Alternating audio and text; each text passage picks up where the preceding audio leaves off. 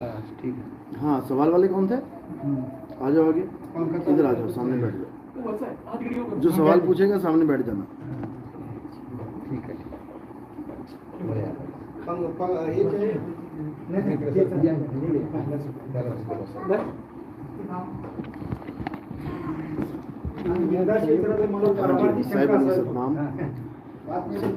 हाँ, पूछिए, क्या पूछ रहे हैं आप? हमें भक्ति क्यों करनी चाहिए? हमें भक्ति क्यों करनी चाहिए? पहले कभी गुरु धारण किया आपने कोई? किया। अच्छा, उन्होंने वैसे बताया था क्यों करनी चाहिए? बताया। हाँ, भक्ति क्यों करनी चाहिए? क्योंकि भक्ति करने से हमें जो चीज़ मिलेगी उसको मुक्ति कहते हैं। समझ रहे हो?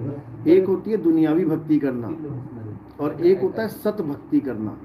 दुनियावी भक्ति करने से क्या होगा? दुनियावी भक्ति करने से दुनिया की चीज़ें मिलेंगी, जैसे जप, तप, व्रत, पूजा, पाठ, हवन, यज्ञ, ये सब दुनियावी भक्तियां हैं। किसी नदी की परिक्रमा करना, किसी पहाड़ की परिक्रमा करना, ये दुनियावी भक्तियां हैं। इनसे आपको दुनियावी फल मिलेंगे। राक्षसों ने भी भक्ति करी, नहीं करी क्या? तुमसे ज़्यादा अच्छे से करी है उन्होंने, भगवान भी प्रकट कर दिए। तुमसे तो अब भैरव बाबा भी प्रकट ना हुआ, उन्होंने ब्रह्मा विष्णु महेश को प्रकट कर दिया। लेकिन उनकी भक्ति मुक्ति वाली भक्ति नहीं थी। उनकी भक्ति में उनको क्या मिला? 3 लोक का राज, ज़्यादा से ज़्यादा दुनियावी कोई चीज़ मिल गई। लेकिन जो असली भक्ति है, जिसको सत भक्ति कहते हैं, वो करने से क्या होता है? हमारी मुक्ति हो जाती है, यानी जन्म मरण से छुट्टी। अब ना गुरु आएगा ना चेला आएगा। इसलिए भक्ति जरूरी है, समझे? बार बार पैदा होना, बार बार मरना, बार बार इसी काया माया में फंसे रहना, इसी जन्म चक्र में, मृत्यु चक्र में फंसे रहना, इससे बचने के लिए सत भक्ति की जाती है। तो ये क्यों करनी पड़ती है? बता तो दिया क्यों करनी। मतलब जन्म मरण से मुक्ति के लिए। ये जन्म मरण कब और क्यों लगा हमको? हाँ, जन्म मरण क्यों लगा, कैसे लगा, ये तो लंबा टॉपिक हो जाएगा। इस पे सत्संग हमने बहुत कर रखे हैं, लेकिन ये किसने किया ये बता देते हैं। ये जन्म मरण किसने शुरुआत की है? क्योंकि हम अगर जेल में आए हैं, अगर हम मुक्ति चाहते हैं तो मुक्ति तो तब चाहे ना, पहले ये तो पता लगे बंधन क्या है। मैं अपने घर में बैठ के तो मुक्ति नहीं चाहूँगा कि मुझे मेरे पिता से मुक्ति मिल जाए। अगर मुझे कोई पकड़ के ले जाए, किडनैप कर दे, तो मैं चाहूँगा अरे भैया इससे मुक्ति चाहिए मुझे। तो पहले तो हमें ये जानना है कि हमें मुक्ति चाहिए किससे। अगर तो हम अपने परमात्मा के घर में बैठे हैं, यानी जो दुनिया आपको लग रही है कि ये सूरज, चांद, सितारे, धरती, आकाश, अगर तो ये हमारे परमात्मा की है, फिर हमें मुक्ति की कोई ज़रूरत ही नहीं है। फिर हमें मुक्ति क्यों चाहिए? फिर तो हमारे पिता की है, जैसी उसने बनाई है वैसे जिएंगे। अच्छी बनाई है तब भी अपनी है, बुरी बनाई है तब भी अपनी है। मुक्ति की बात कौन करता है? मुक्ति की बात वो करता है जिसको ये समझ में आ जाता है कि ये हमारे पिता की दुनिया नहीं है। तभी तो कह रहा है ना, मुझे इस संसार सागर से मुक्त करो। तो ये संसार किसी परमात्मा का बनाया नहीं है। अगर तुमने ये मान लिया कि ये परमात्मा ने बनाया है, तो काहे की मुक्ति, कैसी मुक्ति? फिर तो उस संसार में रहो, उसमें आनंद लो। फिर क्यों बैरागी जीवन जी रहे हैं लोग? बताओ, कृष्ण भगत भी बैरागी बने पड़े हैं। अरे कृष्ण जी ने दुनिया बनाई है तुम्हारे हिसाब से, तुम सीधे कृष्ण जी को कहो कि दुनिया को समेट दो, खत्म कर दो। कितने युग बीत गए, कितनी बार जन्म मरण का चक्कर चल गया, ये क्यों नहीं खत्म कर रहे हैं? बताओ जरा, कारण क्या है? सारी दुनिया बना के फिर कहते प्रलय हो जाएगी, लो फिर खत्म कर दिया। फिर बना के फिर प्रलय हो जाएगी, महाप्रलय हो जाए। अरे फायदा क्या फिर इसको बनाने का? समझ रहे हो? ऐसा मटका बना रहे हो जो मटका बनाने के बाद, इतनी मेहनत करने के बाद, सजाने के बाद तुम फिर तोड़ दोगे उसको, फिर उसकी चूरी चूरी चूरी करके फिर बना दोगे, फिर तोड़ दोगे। ऐसा तो कोई पागल ही कर सकता है। पागल होगा कोई एक आदमी जो काम करने के बाद बिगाड़ के फिर काम करे, फिर तो दुनिया खुद ही कहे अरे पागल है क्या, इतनी मेहनत से बनाया तोड़ दिया सारा, ये पागल है ये। तो बनाना बिगाड़ना किसी समझदार इंसान का तो काम नहीं। तुमने भी मकान बनाया होगा अपना, बनाया। ले चले बुलडोजर थोड़े ले चले तोड़े, तुम्हारी रूह कांप जाएगी। अरे भैया मैंने बड़ी मुश्किल से बनाया है, अब नहीं तोड़ेंगे इसको। वो भी तो बना रहा है, वो भी तोड़ रहा है। समझो, आ रही बात समझ में? आ रही है थोड़ी सी। हाँ, कुछ कुछ आ रही है, ये कुछ कुछ ही बहुत कुछ हो जाएगी। समझे? जब दिमाग लगाओगे, बुद्धि लगाओगे, विवेक लगाओगे। मैं सारी उम्र मर गया, मकान बनाता, दुकान बनाता, सारी जवानी सारा बुढ़ापा गला दिया मैंने। वो पत्थर के मकान बनाते, उसने एक बार हिलाना है, जग जग जग जग जग जग, और सारी बिल्डिंगें धराशायी। बताओ कैसा परमात्मा है भाई, कैसा परमात्मा है। सारी उम्र की कमाई मैंने लगा दी, फैक्ट्री लगा दी, उसमें भग भग भग करके आग लग गई, सब स्वाहा। कैसा परमात्मा है। मर गया मैं, शादियां करता, खर्चे करता, बीवी लाके बच्चे पैदा करता, और पता लगा एक ही एक्सीडेंट में पूरा परिवार ही निकल गया। कैसा परमात्मा है। फिर अकेले रह गया मैं बुढ़ापे में, हाथ फैलाता। कैसा परमात्मा है। लानत है ऐसे परमात्मा पे, लानत है ऐसे परमात्मा पे जो ऐसा गंदा संसार बना दे, गंदा संसार, जिससे मुक्ति पाने के लिए सब संत कर रहे हैं, सत्संग भी कर रहे हैं, नाम दीक्षा भी दे रहे हैं, लेकिन किसी की इतनी हिम्मत नहीं हो रही है कि कोई ये कह दे कि ये संसार परमात्मा ने नहीं बनाया। डरते हैं सब। किससे डरते हैं पता है? किससे डरते हैं?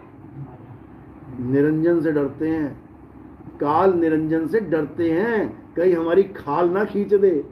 उसका नाम काल इसीलिए है क्योंकि खींचता है वो सबकी खाल, किसी को नहीं बख्शता वो, समझ लो। उसके खिलाफ बोलने का दम केवल एक के पास ही है, और वो कौन है? बंदी छोड़ कबीर हैं वो उसकी खाल उतारेंगे वो अच्छे से।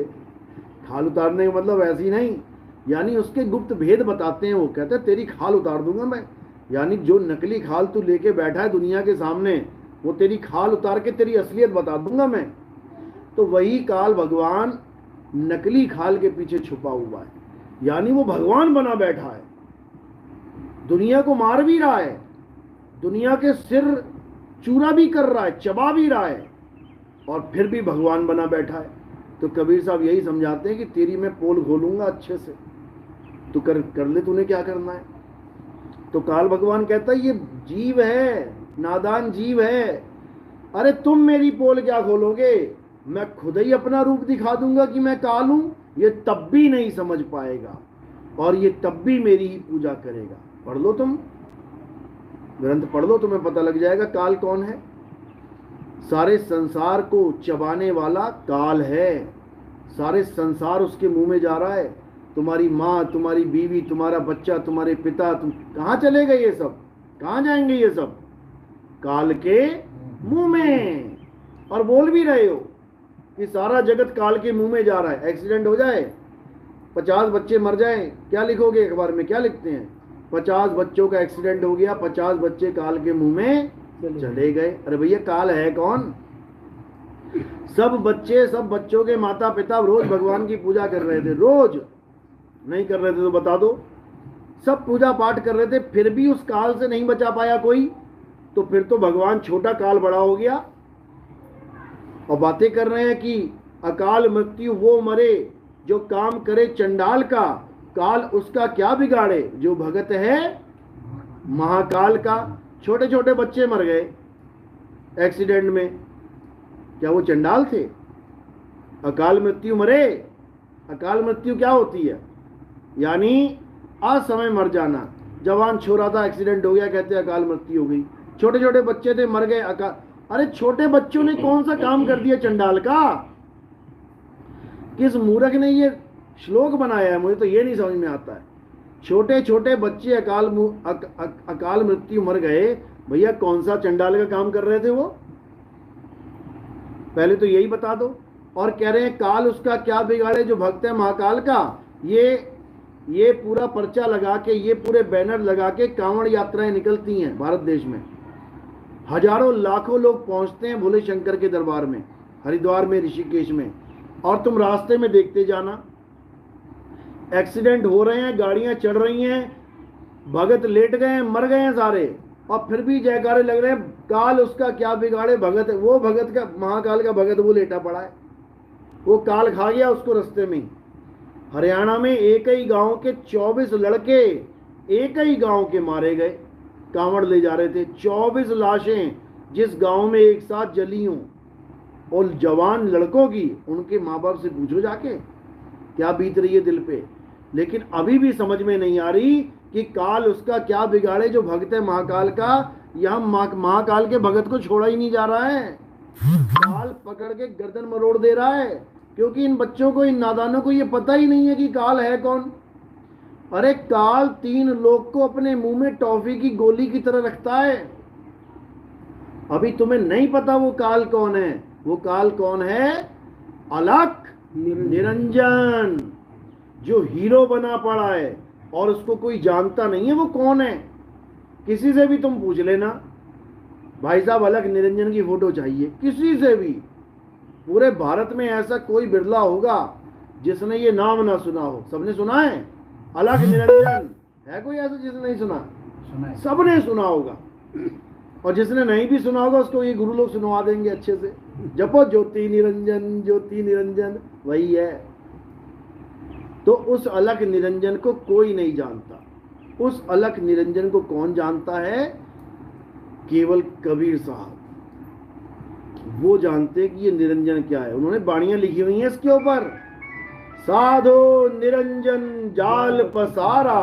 बताओ, जिसको तुम महिमा गा रहे हो, अलख निरंजन सब दुख भंजन, कबीर साहब कह रहे हैं इसी ने जाल बुन रखा है, इसके जाल को समझ लो नहीं तो हालत खराब हो जाएगी। तो इसी अलख निरंजन से बचाने के लिए सदगुरु बंदी छोड़ इस संसार में आते हैं। उनका और कोई काम नहीं है। इस काल के जाल को तोड़ने के लिए वो आते हैं। कह रहे 3 लोक एक जेल है, पाप पुण्य 2 जाल, सारा जग भोजन बना, खाने वाला काल। सारा जग भोजन है उसका। कौन सा महाकाल का पुजारी और कौन सा अकाल का पुजारी, सारे उसके मुंह में जाएंगे, सब के सब जाएंगे। बच के दिखाए कोई? तो कौन बचेगा? बचना चाहो काल जाल से, चीनो शब्द हमारा, और कहे कबीर अमर कर राखूं, जो निज होए हमारा। जो हमारा हो जाएगा वो बच जाएगा, और जो हमारा नहीं होगा वो मरने के लिए तैयार रहे। समझ में आई बात? और कोई सवाल? सवाल है, ये काल को किसने बना दिया? काल को किसने बना दिया? तुम घर तक पहुंच जाओगे काल के पूछ पूछ के। वही तो जाना है, वही तो काल समझ लो क्या है। अरे काल काल सब कोई कहे, काल न चीने कोई, और जितनी मन की कल्पना, ये काल कहावे सोए। ये मन ही काल है, और उसका हथियार क्या है? कल्पना। ये जितनी भी मन की कल्पनाएं हैं ये काल और उसका हथियार है। अब ये काल को किसने बनाया है समझ लो। कोई भी चीज बनी हुई है बिना आत्म तत्व के नहीं बन सकती। बिना आत्मा के कोई चीज नहीं बन सकती। मंदिर बना है, किसने बनाया? आदमी ने। जड़ तत्व से बनाया ना ये तो। किसने बनाया? एक मकान बनाते ना, अच्छा, किसको लगाते मकान बनाने में? हाँ, कारीगर लगाते ना। वो कारीगर किसकी वजह से चल रहे हैं? आत्मा की वजह से। तुम शिवलिंग की पूजा करो, तुम गणेश जी की पूजा करो, तुम किसी की पूजा करो, किसकी वजह से कर पा रहे हो? आत्मा। बिना आत्म तत्व के कोई पत्ता नहीं हिल सकता। समझ रहे हो? बिना आत्मा के कुछ नहीं हो। आत्मा का पुत्र ही काल है। काल यानी मन। मतलब परमात्मा अलग हो गया और आत्मा? बिल्कुल, परमात्मा का पुत्र नहीं है काल। अगर परमात्मा का पुत्र काल हो जाए तो फिर परमात्मा से पूछना पड़ेगा ऐसा काहे पैदा कर दिया, ऐसा लड़का काहे पैदा कर दिया हमारी जान को। मुसीबत। अनुराग सागर पढ़ी है ना? नहीं पढ़ी है, तभी सवाल चल रहे हैं आपके। परमात्मा कभी ऐसा कोई काम नहीं करता जो किसी के हित में ना हो। समझ लो, परमात्मा कभी विलेन को पैदा नहीं कर सकता। परमात्मा विलेन को पैदा कर देगा। परमात्मा का अंश कैसा होना चाहिए? पानी का अंश कैसा होना चाहिए? पानी जैसा।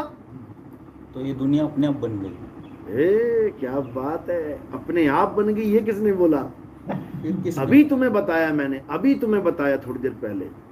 ये दुनिया काल की और माया की उपज है। समझ लो, काल और माया कैसे बनाते हैं? काल तो मन है ना। अरे तो मन को तुम ऐसे ही समझ लिए हो क्या?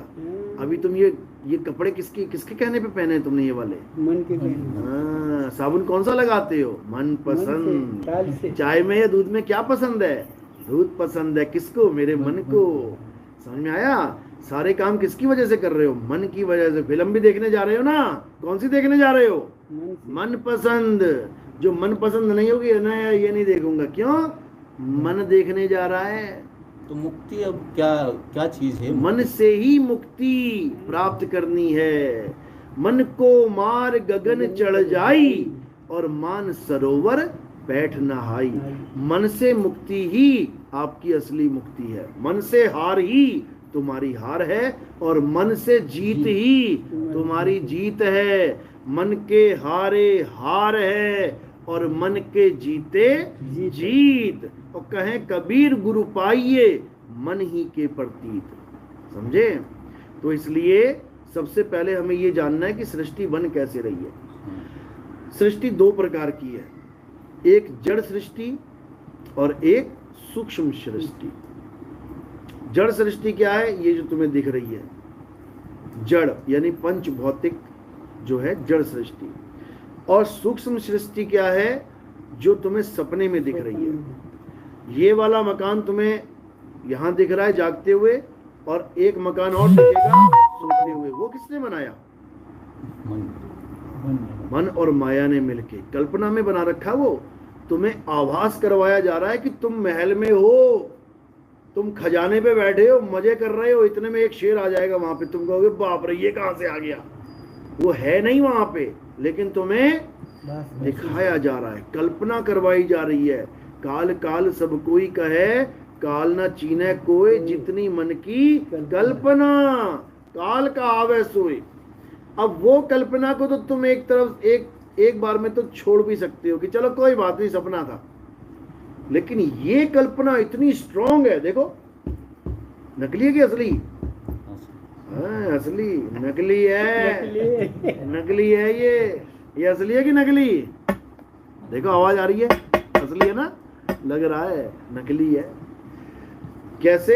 जैसे सपने में जाके तुम्हारे पीछे शेर दौड़ रहा हो और मैं तुम्हें वहां पे जाके कहूं ये असली है कि नकली, तुम कहोगे भैया हट जा, मेरे पीछे पड़ा है, मुझे भागने दे। असली लग रहा है ना? ऐसे यहाँ पर ये असली लग रहा है। ये भी कल्पना है तुम्हारी।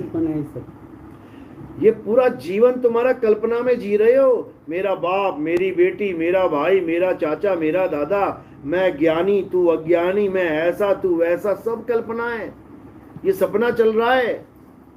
ये सपना कब टूटेगा? जब ये शरीर छूटेगा। वो सपना कब टूटा? जब वो शरीर छूटा। शेर ने तुम्हारे ऊपर हमला किया, शेर ने तुम्हें दबोचा, उसी वक्त क्या हुआ? तुम भाग आए वहां से। कहां भाग आए? कहां भाग आए? स्थूल शरीर में भाग आए। कहां से भाग के आए थे? सूक्ष्म शरीर से। अब तुम वहां से भाग आए, अब तुम्हें लगा शुक्र है भैया पहुंच गया अपने घर। अभी नहीं पहुंचा। अभी तो एक जेल में से निकल के दूसरी जेल में पहुंच गया। दोनों जेल हैं। ये स्थूल जेल है, वो सूक्ष्म जेल है। सूक्ष्म में से भाग के स्थूल में पहुंच गया तो सोच रहा है कि मैं तो निकल गया। यहां से भी नहीं निकला भैया अभी, क्योंकि यहां से फिर रात में वहीं पहुंच जाएगा। नहीं पहुंचेगा। रोज तुम दो शरीरों में वास करते हो, स्थूल में भी जीते हो, सूक्ष्म में भी जीते हो। 18 घंटे स्थूल में जी रहे हो, 6 घंटा सूक्ष्म में जी रहे हो। रोज बदल रहे हो तुम अपना शरीर। लेकिन ये माया इतनी चतुर है कि तुम्हें पता भी नहीं लगने दे रही है कि तुम एक साथ दो जीवन जी रहे हो। समझ लो। और करना क्या है? उधर से भाग के इधर आना है, इधर से भाग के उधर जाना है। ये पूरा दिन चलता रहेगा, पूरी उम्र चलता रहेगा ये। लेकिन जब अंत समय आएगा, जब यमराज आएगा, यमदूत आएंगे, जब इसको खाली करवाएंगे परमानेंट, फिर कहां जाओगे? कहां जाता है बंदा? इस शरीर को छोड़ के कहां जाओगे? दूसरी कहां जाओगे? कौन से जगत में? काल की सिस्टम बनाया है ना काल ने, 84 का। काल ने तो बनाया है, लेकिन जाओगे कहां? स्थूल तो खत्म हो रहा है ना तुम्हारा। वो तो एक दिन होना देखो, सूक्ष्म से भाग के स्थूल में आते हो कब? जब जागते हो। सूक्ष्म से आए, स्थूल में पहुंच गए। इसलिए पहुंच पा रहे क्योंकि स्थूल है। जब स्थूल नहीं रहेगा, खत्म। अब कहां जाओगे? स्थूल को छोड़ के कहां जाओगे? रोज चल रहा था ना, स्थूल से सूक्ष्म, सूक्ष्म से स्थूल। अब स्थूल खत्म हो गया, अब कहां जाओगे? कहां जाओगे? कहां पे? हाँ, सूक्ष्म में जाओगे। चल रहा है। सूक्ष्म तो वो है ही ना। सूक्ष्म में जाओगे। यमराजा कैसे पकड़ेगा? यमदूत कैसे मारेंगे? स्थूल को पीटेंगे क्या? लाश पड़ी रहेगी। एक बच्चा था छोटा सा, कहता गुरुजी मेरे पापा की डेथ हो गई। मैंने कहा हाँ फिर? कहते यमराज बहुत मार के ले जाता, लेकिन पापा तो पड़े रहे, कोई लेने नहीं आया। मैं इंतजार करता रहा। कोई 4 लोग कहते थे यमदूत आएंगे, लेके तो कोई गया नहीं उसको। मैंने कहा यमदूत ही लेके गए 4, लेकिन तुझे दिखे नहीं वो जो 4 लोग लेके जाते हैं ना, वो यमदूत ही हैं। लेकिन तुम्हें लग रहा है ये चाचा है, ये मामा है, ये काका है, ये भैया है। कोई काका मामा भैया नहीं है, यमदूत ही लेके जा रहे हैं। ये स्थूल वाले यमदूत हैं, और जो सूक्ष्म वाले हैं उसके लिए गरुड़ पुराण लिखा हुआ है पूरा। वो पकड़ पकड़ के मार मार के लेके जाएंगे। तो सबकी पिटाई होनी है, सबको मारे जाना है, लेकिन एक रास्ता और है बचने का। अब वो रास्ता क्या है? जैसे फिल्मों में देखा होगा, कोई जेल में बैठा हुआ है गुंडा, या कोई ऐसा हीरो जो गलत आरोप लगा के उसको डाल दिया गया जेल में। अब उसको दूसरी जेल में शिफ्ट करवाना है। तो क्या हो रहा है? इधर से तो खाली किया उसको, अभी पहाड़ी पे चल रहे हैं। इतने में क्या हुआ? हीरो के दोस्त आए हेलीकॉप्टर से और 2-4 बम फेंके इधर उधर, और सारा धुआं धुआं धुआं हो गया। पुलिस वाले आंखें मल रहे हैं, और इतने में वो गायब। अब उधर से फोन आ रहा है, हाँ आए कि नहीं आए? अरे चले तो थे, रास्ते में कैदी फरार हो गया। यानी अब इधर से भी निकल गया और उधर भी नहीं पहुंचा। यानी स्थूल से भी निकल गया, क्योंकि अब समय में जोड़ना पड़ेगा। स्थूल से निकल गया और सूक्ष्म में नहीं पहुंचा, बीच में ही फरार हो गया। उसको कहते हैं जन्म मरण से मुक्ति। यही बताने आए कि स्थूल तो छोड़ना ही पड़ेगा। कोई नहीं बच सकता, चाहे कोई संत होए, चाहे कोई महंत होए, चाहे कोई भगत होए, चाहे कोई भगवान होए। भगवान कृष्ण आए, भगवान राम आए, छोड़ के नहीं गए क्या? पैर में तीर लगा कि नहीं लगा? एक वाणी महाराज याद आ रही है। हाँ, कबीर साहब की, अमर करूं बंदी छोड़ कहाँ हूँ। बहुत बढ़िया, तो पूरी वाणी बोल दो। इतना ही मुझे याद है। अमर करूं सतलोक पठाऊं, ताते बंदी छोड़ कहाँ। हाँ, तो ये सतलोक क्या चीज है? हाँ, पहले ये समझ लो कि पठाना किसको है। हाँ, सतलोक क्या चीज है वो तो बाद में देखेंगे। पठाएं किसे, पठाना किसको है? जैसे आप यहाँ बैठे हुए हो, अब आपको पठाएंगे तो फिर जलाएंगे किसको? स्थूल शरीर को। स्थूल शरीर जल गया ना, हाँ। और सूक्ष्म शरीर जो है वो भी बिल्कुल स्थूल की तरह एक शरीर है। अब इन दोनों में वर्क कौन कर रहा है? इन दोनों में कार्य कौन कर रहा है? उसको पठाना है। जो स्थूल शरीर को भी चलाता है, जो सूक्ष्म को भी चलाता है, जो कारण शरीर को भी चलाता है, जो महाकारण को भी चलाता है, जो कैवल्य शरीर को भी चलाता है, जो हंस शरीर को भी चलाता है, वो कौन है? सुरत।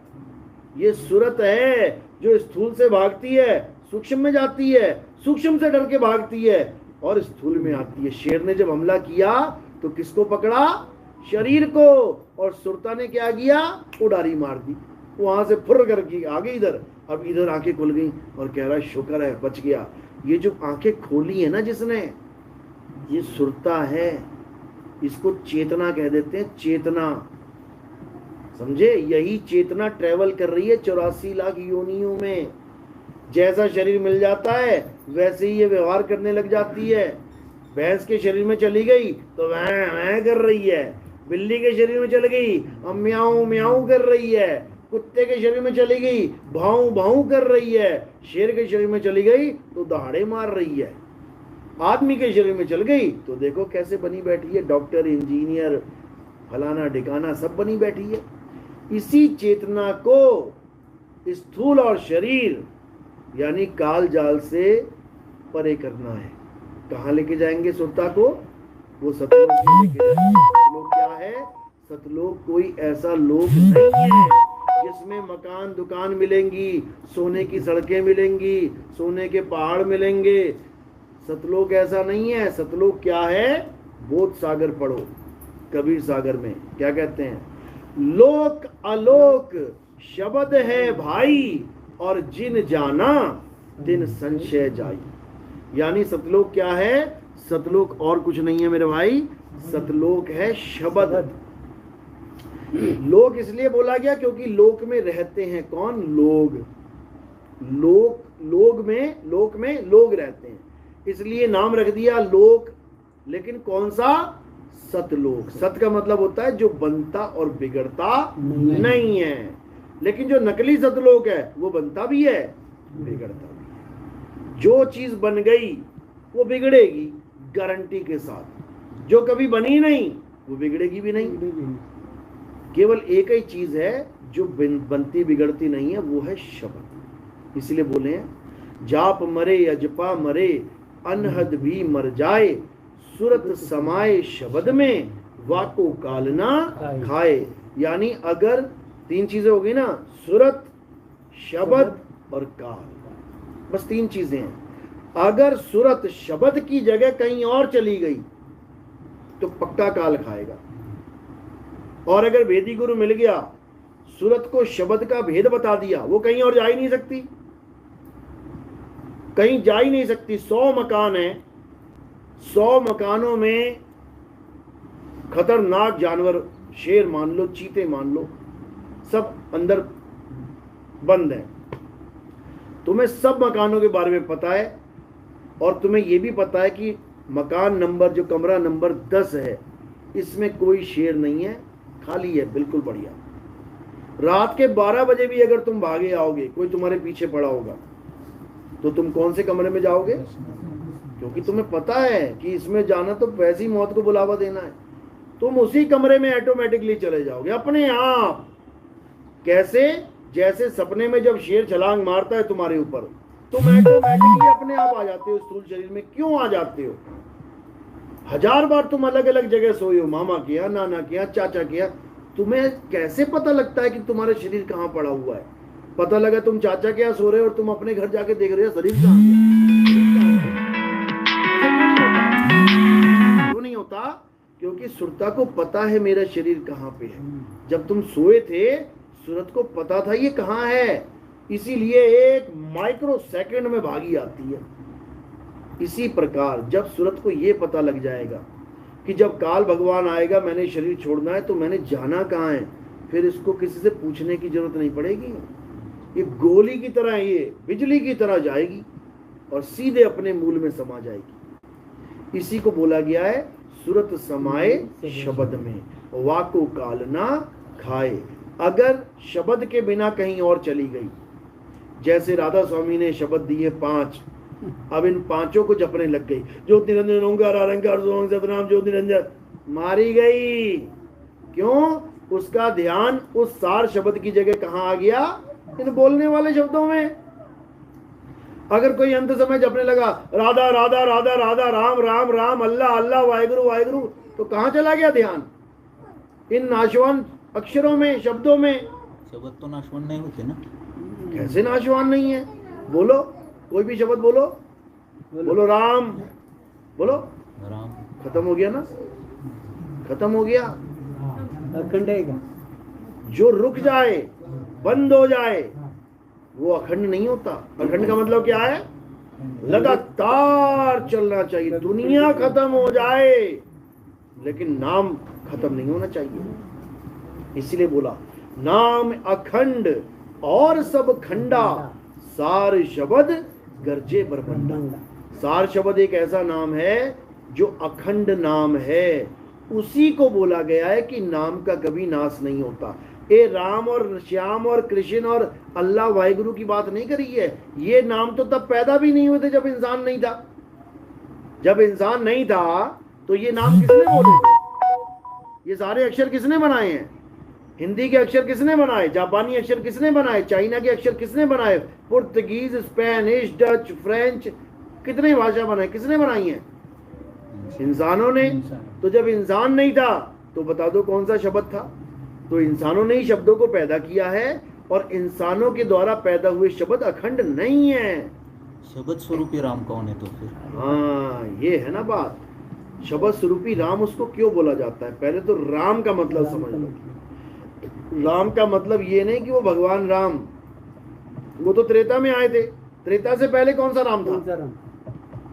वेदों में जिस राम की महिमा गाई है वो कौन सा राम है? फिर राम का मतलब होता है जो तुम में रमता है, उसको राम कहते हैं। रमता राम, रमैया राम बोला जाता है उसको। अब वो रम तो सब में रहा है, लेकिन उसका स्वरूप क्या है? शब्द स्वरूप है। क्योंकि आपका स्वरूप, मेरा स्वरूप, हम सबका स्वरूप चलो शब्द स्वरूप है। लेकिन कौन सा शब्द? हिंदी का, पंजाबी का, उर्दू का, फारसी का? बिल्कुल नहीं। शब्द का मतलब होता है आत्मा। शब्द का मतलब होता है अखंड आवाज। हमारा स्वरूप अखंड आवाज है, और एक खंडित आवाज भी हम यूज कर रहे हैं। वो कौन सी है? ये 52 अक्षर। देखो, का, खा, गा, ये सब खंडित हो रहे हैं, टूट रहे हैं। किस में लय हो रहे हैं? ये आ अक्षर में। का, आ से ही का बना। पा, होंठ से आ कोई पा बना दिया। आ, पा, पा, पा। मैं बोल आ ही रहा हूं, लेकिन जब मैं होठों को मिला रहा हूं वो आ ही पा बन जा रहा है। तो ये अक्षर आ से पैदा होके आ में ही लय हो रहे हैं। लेकिन ये आ भी जो बोल रहे हैं वो भी अखंड नहीं है, वो भी खत्म हो रहा है। आ बोलते बोलते सांस खत्म हो जाएगी, उसके बाद अक्षर खत्म हो रहे हैं ना। सांस है तो अक्षर, सांस नहीं तो अक्षर। अब सांस ले ली ना, अब देखो कैसे फटाक से निकल रहा है। यानी ये अक्षर किसके मोहताज हैं? सांस के। ये सांस के मोहताज हैं। बांसुरी में से 7 सुर निकलते हैं, किसकी मोहताज हैं? फूक के। फूक ना मारो तुम, निकलेंगे क्या? इसी प्रकार ये जितने भी अक्षर निकल रहे हैं, ये सब वायु तत्व से निकल रहे हैं। ये गले में बांसुरी फिट है सबके। आदमी के गले में थोड़ी मोटी बांसुरी है, और औरतों के गले में लता मंगेशकर वाली पतली बांसुरी है। वो पतले पतले सुर निकाल रही है, और आदमी मोटे मोटे सुर निकाल रहा है। लेकिन सुर निकल क्यों रहे हैं? वायु की वजह से। जैसी पेट की हवा खत्म, तुम्हारी आवाज नहीं निकलेगी। लगा के देख लेना जोर, ऐसे ही करते रह जाओगे। उसके बाद सांस लेनी पड़ेगी, अब फिर बांसुरी चालू हो जाएगी। अच्छा महाराज जी, एक और सवाल है। हाँ बोलो। ये लोक वगैरह सब होते हैं या नहीं? लोक जैसे यानी कि ये हम पृथ्वी लोक कहते हैं, केंद्र लोक से हम स्वर्ग कहते हैं, कबीर साहब क्या समझा रहे हैं? पाताल लोक, क्या और बोल ये रहे हैं? ऊपर अपने ब्रह्मा विष्णु देखो, शंकर जी के लोक, ये होते हैं या साहिब नहीं? समझा रहे हैं कि अज्ञानी को स्वर्ग नरक है, हरि जाने को नाही, और जिस भव से सब लोग डरत हैं, सो भय हमरे नाही। कहते हैं अज्ञानियों के लिए सब लोक हैं। उनके लिए पितरलोक भी है, उनके लिए स्वर्ग लोक भी है, उनके लिए गोलोक भी है, उनके लिए शिवलोक भी है, उनके लिए स्वर्ग भी है, नरक भी है। वास्तव में है ये क्या नहीं? अरे वास्तव में तो ये संसार नहीं जिसमें तुम रुके हुए हो, तो वो वास्तव में कहां से होंगे? ये तुम्हें एक कल्पना, तुम इस वक्त भाई सपने में हो। तुम्हें सपने में सत्संग करने आया हूं मैं। ये सपना है तुम्हारा, समझ लो। ये 50 साल का, 60 साल का, 70 साल का, 80 साल का, 100 साल का सपना है ये। लेकिन ये टूटने के बाद वहीं से जुड़ जाता है, इसलिए तुम्हें लग रहा है नहीं ये सपना नहीं हो सकता। 1 लाख रुपए की लॉटरी लगी तुम्हें, यहाँ 1 लाख रुपए चला गया ना बैंक में, तुम रोज चेक कर लेना, तुम्हें मिलेगा वो। 1 करोड़ की लॉटरी लगी सपने में, अगले दिन चेक करना कहाँ पड़ा है वो पैसा। सपने का पैसा सपने में ही खप जाएगा। उठ के कहोगे अरे यार मेरी सपने में लॉटरी लगी थी 1 करोड़ का, दे दो यार मुझे, कहाँ है वो? सपने का माल सपने में चला गया। इसलिए हम उसको झूठ मान रहे हैं और इसको सच मान रहे हैं, लेकिन ऐसा बिल्कुल नहीं है। ये भी झूठ है। हमारा एक सत्संग है, ये सच या वो सच, वो सुन लेना, सारे भरम तुम्हारे टूट जाएंगे। ऐसा कोई लोक नहीं है, या पुढे ये सब मन कल्पित लोक है। जैसा तुम लोक चाहते हो वैसी तुम सोच बना लो। तुम्हें वैसा ही लोक मिल जाएगा गारंटी के साथ। अगर तुमने सोच बना ली ना कि मैंने सतलोक ही जाना है, रामपाल जी महाराज भी सतलोक दिखा रहे हैं, राधा स्वामी वाले भी सतलोक बता रहे हैं, वो सतलोक के बाद और भी बता रहे हैं, अलख लोक, अगम लोक, अनामी लोक, 3 लोक और बता दिए ऊपर। रामपाल जी वाले भी कह रहे हैं कि सत्य के बाद अलख, अगम, अनामी भी हैं, लेकिन फिर भी अपने आश्रम का नाम क्या रखा है? सतलोक आश्रम। अरे जब अनामी सबसे ऊपर है, अनामी लोक आश्रम रख देते, क्यों सतलोक आश्रम रखा है तुमने? सतलोक तो नीचे की बात रह गई। तो सतलोक जाने के लिए पहले ये चाहिए ना भगत जी, क्या सर जी, चाहिए? महाराज जी, क्या चाहिए? कि हमारी स्टेज वहां तक जानी चाहिए ना। किसी स्टेज की जरूरत नहीं है। नहीं है। हमारी जो सुरती है तुम्हारी सूरत कैसे चली जाएगी जब तक कोई लेके ना जाए? वो एक लोहा गुरु पड़ा है की यहाँ नेमत पे, है। गुरु लोहा, तो चाहिए। एक लोहा यहाँ पड़ा है, इसको क्या कर दे कि ये उछलने लग जाए? चुंबक। इस लोहे को हम क्या ऐसा कर दे कि उछलने, सारी उम्र करते रहना उछल के दिखाए वो? तो वहां पर कौन आएगी? चुंबक। चुंबक। और ये चुंबक कहां तक लेके जाएगी उसको? जहां पर वो है। अगर चुंबक अनामी लोक में लगी है तो तुम्हारी किस्मत में सतलोक नाम की कोई चीज नहीं है, तुम रुक ही नहीं पाओगे वहां पे। समझ रहे हो?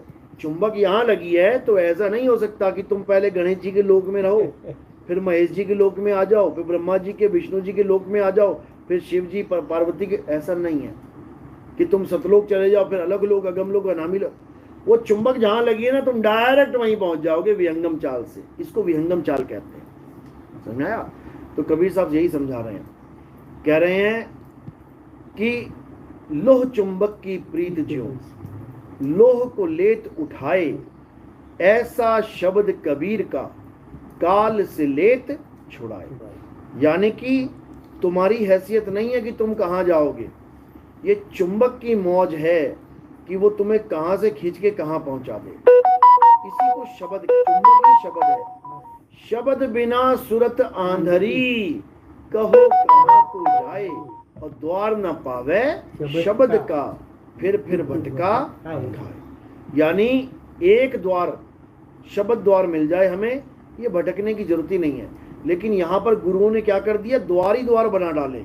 ये गणेश जी का द्वार, ये ब्रह्मा जी का द्वार, ये विष्णु जी का द्वार, ये शंकर जी का द्वार, ये इनका द्वार, ये उनका द्वार।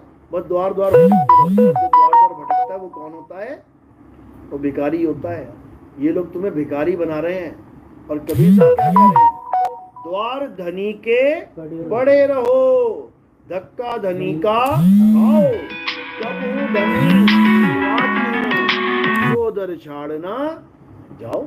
अब द्वार वहां भी आया ना शब्द। बिल्कुल आया है, लेकिन किसका द्वार? धनी का, परमात्मा का, शब्द गुरु का। किसी और के द्वार पे भीख मांगने की जरूरत नहीं है। अब उसको कौन दिखाएगा? अरे तो गुरु दिखाएगा ना। सोई गुरु पूरा कहावे, जो 2 अक्षर का भेद बतावे, एक छुड़ावे एक लखावे, तब प्राणी निजघर को वो जावे। निजगर कौन है, क्या है? यही समझा रहे हैं। गुरु का क्या काम है? 2 प्रकार के अक्षरों का भेद बताना। एक अक्षर वो है जिसको जप के तुम द्वार द्वार जाके भिखारी बन जाओगे। कौन से अक्षर? आ आ ई से लेके छ त्र ज्ञा तक, 52 अक्षर। इन्हीं अक्षरों में से तुम गणेश जी का मंत्र निकाल लोगे, कलिंग। अब जप रहे हो कलिंग कलिंग कलिंग। अब किसके भिखारी बन गए तुम? गणेश जी के। अब तुम उसका नाम जप रहे हो। उसके बाद तुम आ जाओगे ओंकार ओंकार, सोहंग सोहंग, कितने ही नाम बना लो। यानी ये अक्षर तुम्हें उन दरों के भिखारी बनाता है। इसको जप के तुम सोचते हो कि मैं कमाई कर रहा हूं, जबकि ऐसा कुछ नहीं है। और इन अक्षरों को छुड़वाने वाला काम करता है सतगुरु। सोई गुरु पूरा कहावे, 2 अक्षर का भेद बतावे, एक छुड़ावे, छोड़ दो इसको, एक लखावे। अब इसको, ये क्या है जिसको लखाना है? जो आप पूछ रहे हो। वो द्वार कौन बताएगा? वो शब्द कौन बताएगा? गुरु ही बताएगा। एक छुड़ावे एक लखावे, तब प्राणी निज घर को जावे। तब वो निज घर को जाएगा, किसी और दरवाजे पे नहीं जाएगा भीख मांगने। वो निजगर क्या है, कौन निज सा है? घर शब्द ही है भाई, शब्द ही निज घर है। आपके हिसाब से महाराज जी स्वर्ग भी नहीं है, नहीं है, नरक भी नहीं है। अज्ञानी को है, अज्ञानी को है। हमारे लिए नहीं है, अच्छा, हमारे लिए संसार नहीं है। अच्छा। तो कबीर साहब ने भी ये शब्द उच्चारे हैं अपने वाणियों में, शिवमंडल। बिल्कुल ब्रह्म उच्चारे मंडल। हैं, देखो बिल्कुल उच्चारे हैं, ये बिना- थोड़ी नहीं कहते कि अगर वो नहीं होती तो क्यों अरे भाई उच्चारे? बोला तो है, लेकिन अज्ञानियों के लिए है, अज्ञानियों के लिए है, बिना हैं? बिना शब्द के वो चीज हो ही नहीं सकती ना। अरे भाई अगर है अज्ञानियों के लिए है तो बता तो रहा हूं मैं, अज्ञानियों के लिए बिल्कुल है, ज्ञानियों के लिए नहीं है। बोला ना साहब ने, बीजक में बीजक की वाणी है, अज्ञानी को स्वर्ग नरक है, हरि जाने को नहीं। अज्ञानियों के लिए क्यों है ये भी समझ लो। तुमने अपने घर, कहाँ पे आपका घर? सोमारपेट में, फलटन। सोमारपेट में घर याद है ना तुम्हें? याद। उस घर को हमने ढक दिया पूरा एकदम बढ़िया, पेड़ पौधों से एकदम बिल्कुल बढ़िया। अब आप उस घर को अगर भूल जाओ तो आपको लगेगा ये तो पेड़ वेड़ है, ये तो पत्ते वत्ते हैं। अब इसको छोड़ के अगर आप कहीं भी चले गए, कहीं भी, किधर भी, तो वो जगह आपके लिए है, लेकिन अज्ञान दृष्टि में। और अगर आपको आपका घर याद है तो बाकी सब रास्ते में जितने भी घर पड़े वो होते हुए भी नहीं है, समझो, होते हुए भी नहीं है। यानी हमारे लिए स्वर्ग नरक होते हुए भी नहीं है। अज्ञानियों के लिए सब कुछ है, ज्ञानियों के लिए कुछ नहीं है। जैसे अर्जुन के लिए जब गुरुजी ने पूछा ना क्या दिख रहा है, चिड़िया बैठी थी, अर्जुन ने क्या बोला? चिड़िया की आंख दिख रही है। तो क्या चिड़िया की चोंच नहीं थी वहां पे? क्या चिड़िया की पूंछ नहीं थी वहां पे? क्या चिड़िया के पैर नहीं थे वहां पे? क्या चिड़िया का पेट नहीं था वहां पे? क्या वहां पेड़ नहीं था कि वहां टहनी भी नहीं थी बैठी चिड़िया? सब कुछ था, लेकिन अर्जुन के लिए नहीं था। अर्जुन को केवल एक चीज दिख रही थी, वो आंख। और जिसने भी बोला कि गुरुजी मुझे पेड़ दिख रहा है, मुझे चिड़िया की पूंछ दिख रही है, पैर दिख रहे, गुरुजी ने कहा तुम निशाना मत लगाना भैया, तेरे लिए नहीं है वो आंख, तेरे लिए वो चीज नहीं है। यानी उनके लिए वो नहीं है और उसके लिए वो नहीं है। ज्ञानियों के लिए हरि का घर नहीं है, शब्द नहीं है कुछ भी। ज्ञानियों नहीं, अज्ञानियों के लिए, अज्ञानियों के लिए शब्द कुछ नहीं है, और ज्ञानियों के लिए संसार कुछ नहीं है, क्योंकि दोनों का निशाना लगा हुआ है। अज्ञानियों का निशान कहाँ लगा है? निशाना पूछ लेना, खुद ही बता देंगे। कहाँ जाना चाहते हो? हम स्वर्ग में जाना चाहते हैं। तुम कहाँ जाना चाहते हो? हम जन्नत में जाना चाहते हैं। तुम कहाँ जाना चाहते हो? हम हेवन में जाना चाहते हैं। तुम? हम तो सतलोक में जाना चाहते हैं। तुम? हम अलग लोक में जाना, बता रहे हैं अपना निशाना। और ज्ञानी से पूछ लेना कहाँ जाना चाहते हो, वो क्या कहेगा? सूरत समाए शब्द में, वाको कालना खाए। ज्ञानी का ठिकाना और अज्ञानी का ठिकाना, दोनों में जमीन आसमान का अंतर है। अज्ञानी किसी ना किसी लोक में जाने के लिए साधना करता है, और ज्ञानी शब्द में समाने के लिए साधना करता है। कबीर साहब कह रहे हैं ना, कह रहे रहना नहीं देश बेगाना है, ये धरती कागज की पुड़िया, बूंद पड़े घुल जाना है, ये संसार झाड़े और झाकड़, उलझ पुलझ मर जाना है। कहे कबीर सुनो भाई साधो, सतगुरु नाम ठिकाना है, ठिकाना है। कहाँ ठिकाना है हमारा? सतगुरु का नाम ही हमारा ठिकाना है। नाम जाप नहीं है कि नाम जप लो जप लो जप लो। जपना तो छुड़वाएगा गुरु, एक छुड़ाए, जपना छुड़ाए, एक लखाए, वो स्थान लखाए जिसमें तुमने समाना है। ये शरीर छोड़ के जहां तुमने जाना है वो बताएगा गुरु, उसी को नाम दान कहते हैं। ये मंत्र जपवाने को नाम दान नहीं कहते। राम राम जप लो, राधे राधे जप लो, हरे कृष्णा जप लो। वो एक मंत्र है या दो मंत्र है जिससे? अभी तो यही नहीं समझ में आ रहा, इतनी देर से बता रहा हूँ। वो सब छुड़वा देंगे, मंत्र जंतर, तंत्र मंत्र सब झूठ है, इनमें न भर में कोई, और सार शब्द जाने बिना कागा हंस न होए। वही सार सार शब्द, शब्द। सार शब्द का मतलब मंत्र मत मान लेना, मंत्र अलग है, सार शब्द अलग है। सार शब्द होंठ कंठ जीभ से नहीं बोला जाता, मंत्र होंठ कंठ जीभ से बोले जाते हैं। कबीर साहब कह रहे हैं, शब्द शब्द सब कोई कहे, वह तो शब्द विदेह, जीबा पे आवे नहीं। निरख परख कर ले। मंत्र सारे, नाम सारे जीभ पे आ जाते हैं। अगर ये जीभ काट दी जाए, तुम्हारे सारे मंत्र सारे नाम खत्म हो जाएंगे। जीवन फिर भी चलेगा तुम्हारा पूरा एकदम वैसे का वैसा ही, खाना पीना, रहना, नहाना धोना, सब कुछ वैसा ही। बस एक चीज की कमी हो जाएगी, क्या? अक्षरों की। अब केवल आ निकलेगा तुम्हारे मुंह से, जैसे गूंगा होता ना, और कोई अक्षर नहीं। तुम कहो कि का बोल लू, का नहीं बोल सकते तुम, क्योंकि उसमें जीव यूज हो रही है, का, खा, गा। तुम कहो टा बोल लू, टा नहीं बोल सकते, क्यों? जीभ नहीं लगेगी। इसी तरह कबीर साहब कह रहे हैं, होठ कंठ लागे नहीं और जीव्या नहीं उच्चार, गुप्त वस्तु जो लखे सो निज हंस हमार। गुप्त वस्तु ही सार शब्द है। उस गुप्त वस्तु का भेद बताने वाले को भेदी गुरु कहते हैं। वस्तु कहीं ढूंढे कहीं और कैसे लागे हाथ, गुप्त वस्तु तब मिले भेदी लीजे साथ। यानी हमें मंत्रों की जरूरत नहीं, हमें हमारी गुप्त वस्तु की जरूरत है, जो हमारे पास ऑलरेडी है। वस्तु लेने और देने की चीज नहीं है। सब घटों में वो वस्तु पहले से विराजमान है। अरे घट में पड़ी वस्तु नहीं सूझे और बाहर ढूंढने जासी, जल में मीन प्यासी, मोहे देखत आवे हंसी। तो क्या करना है? घट में पड़ी वस्तु ढूंढनी है। कैसे ढूंढेंगे? जब हमें भेदी गुरु मिल जाएगा। साहिब समझा रहे हैं, अरे मोको कहाँ ढूंढे रे बंदे, मैं तो तेरे पास में। अरे कहाँ ढूंढ रहा है मुझे? मैं तेरे पास में हूं। उस वस्तु को जान जो तेरे पास में है। घट घट मेरा साइया, सुनी सेज न कोय, बलिहारी व घट की, जिस घट प्रगट होए। वस्तु सबके पास है। ऐसी कोई वस्तु, ऐसा कोई है ही नहीं जीव जिसके पास वस्तु नहीं है, सबके पास। अरे भीखा भूखा कोई नहीं, सबकी गठड़ी लाल, और गांठ खोल जाना नहीं, ताते भय कंगाल। तुम्हारे पास भी गठड़ी भरी पड़ी है, मेरे पास भी है, इनके पास, सबके पास है। उस गठड़ी में से कोई किसी को कुछ दे ही नहीं सकता, ना किसी से कुछ ले सकता है। वो लेने देने की चीज है ही नहीं, वो जानने की चीज है कि वस्तु है क्या। वो वस्तु है आत्मदेव। और महाराज जी और एक प्रश्न है, हाँ हाँ, ये सतनाम क्या चीज है और इससे क्या होता है?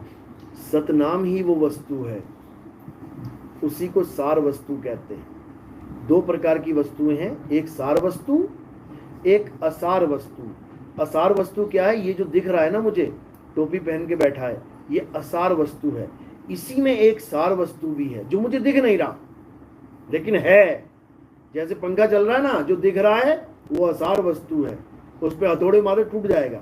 और इसको चलाने वाला कौन है? सार वस्तु। दिखेगा नहीं तुम्हें, नंगी तार करंट की होगी, उसमें भी चलता नहीं दिखेगा वो तुम्हें, और उसमें है। इसी प्रकार सार वस्तु कहते हैं आत्मदेव को, असार वस्तु कहते हैं पंच भौतिक शरीर को, माया को, इन लोगों को। तो कह रहे हैं सतगुरु वैसा चाहिए जैसा सूप सुहाए, और सार सार तो गही रहे, थोथा दे उड़ाए। सार सार गही रहे यानी तुम्हें तुम्हारी आत्मा का भेद समझा दे। अपनी आत्मा का भेद समझ में आ गया, अब इसमें रमण करो। और जब आत्मा में प्रवेश करोगे यानी अपने आप में प्रवेश करोगे तो क्या मिलेगा? परम पद मिलेगा तुम्हें, परमात्मा मिलेगा। तो कहते हैं ज्यों तिलमाही तेल है, ज्यों चकमक में आग, तेरा साईं तुझ में है, जाग सके तो जा। तुम्हारा साईं तुम्हारे आत्मा में विराजमान है। आत्म में राम, राम में आत्म, चीनस गुरमुख विचार। बात इतनी सी। तो सतनाम कोई मंत्र नहीं है, सत्य नाम कोई नाम नहीं, ये है आपन रूप, और जो जाने इस भेद को पावे आप स्वरूप। सतनाम तुम्हारा स्वरूप है। कबीर सागर पढ़ोगे ना, जब पहली लाइन में क्या लिखा है? सत्य नाम है सार, बूझो संत विवेक करी, उतरो भवजल पार, सतगुरु का उपदेश यही। कह रहे हैं सतनाम कोई मंत्र नहीं है, सतनाम है सार। सार यानी जिसका कभी नाश ना हो। सतनाम ही तुम्हारी आत्मा है। मैंने सुना है महाराज जी, सत्य नाम से पाप का नाश होता है। बिल्कुल होता है। सत्य नाम को सिमर के तर गए पतित अनेक, तेहि कारण नहीं छोड़िए सत्य नाम की टेक। ज्यों ही सतनाम हृदय धरया और भयो पाप का नाश, जैसे चिंगारी अगन की पड़ी पुरानी घास। पहले ये समझ लो कैसे होता है। कोई कहे कि सतनाम मुझे गुरुजी से मिल गया, अब मेरे सारे पाप खत्म हो गए। और गुरुजी के पाप ना खत्म हो पा रहे हैं। गुरुजी खुद दांतों की दवाइयां खा रहा है, दांत में पायरिया हो गया बेचारे के। गुरुजी खुद बेचारा पुलिस से डंडे खा रहा है, जेल में तारीखें भुगत रहा है। गुरुजी बेचारा खुद भूख लग रही है, रोटी खा रहा है, फिर दस्त लग जा रहे हैं तो बेचारा डॉक्टरों के पास भाग रहा है। ये सतनाम अगर मिल जाए तो फिर पाप खत्म हो जाने चाहिए, सारे कष्ट खत्म हो जाने चाहिए, लेकिन ऐसा नहीं हो रहा है। इसको समझ लो। सत्य नाम ज्यों ही हृदय धरया भयो पाप का नाश, इसका मतलब समझ लो।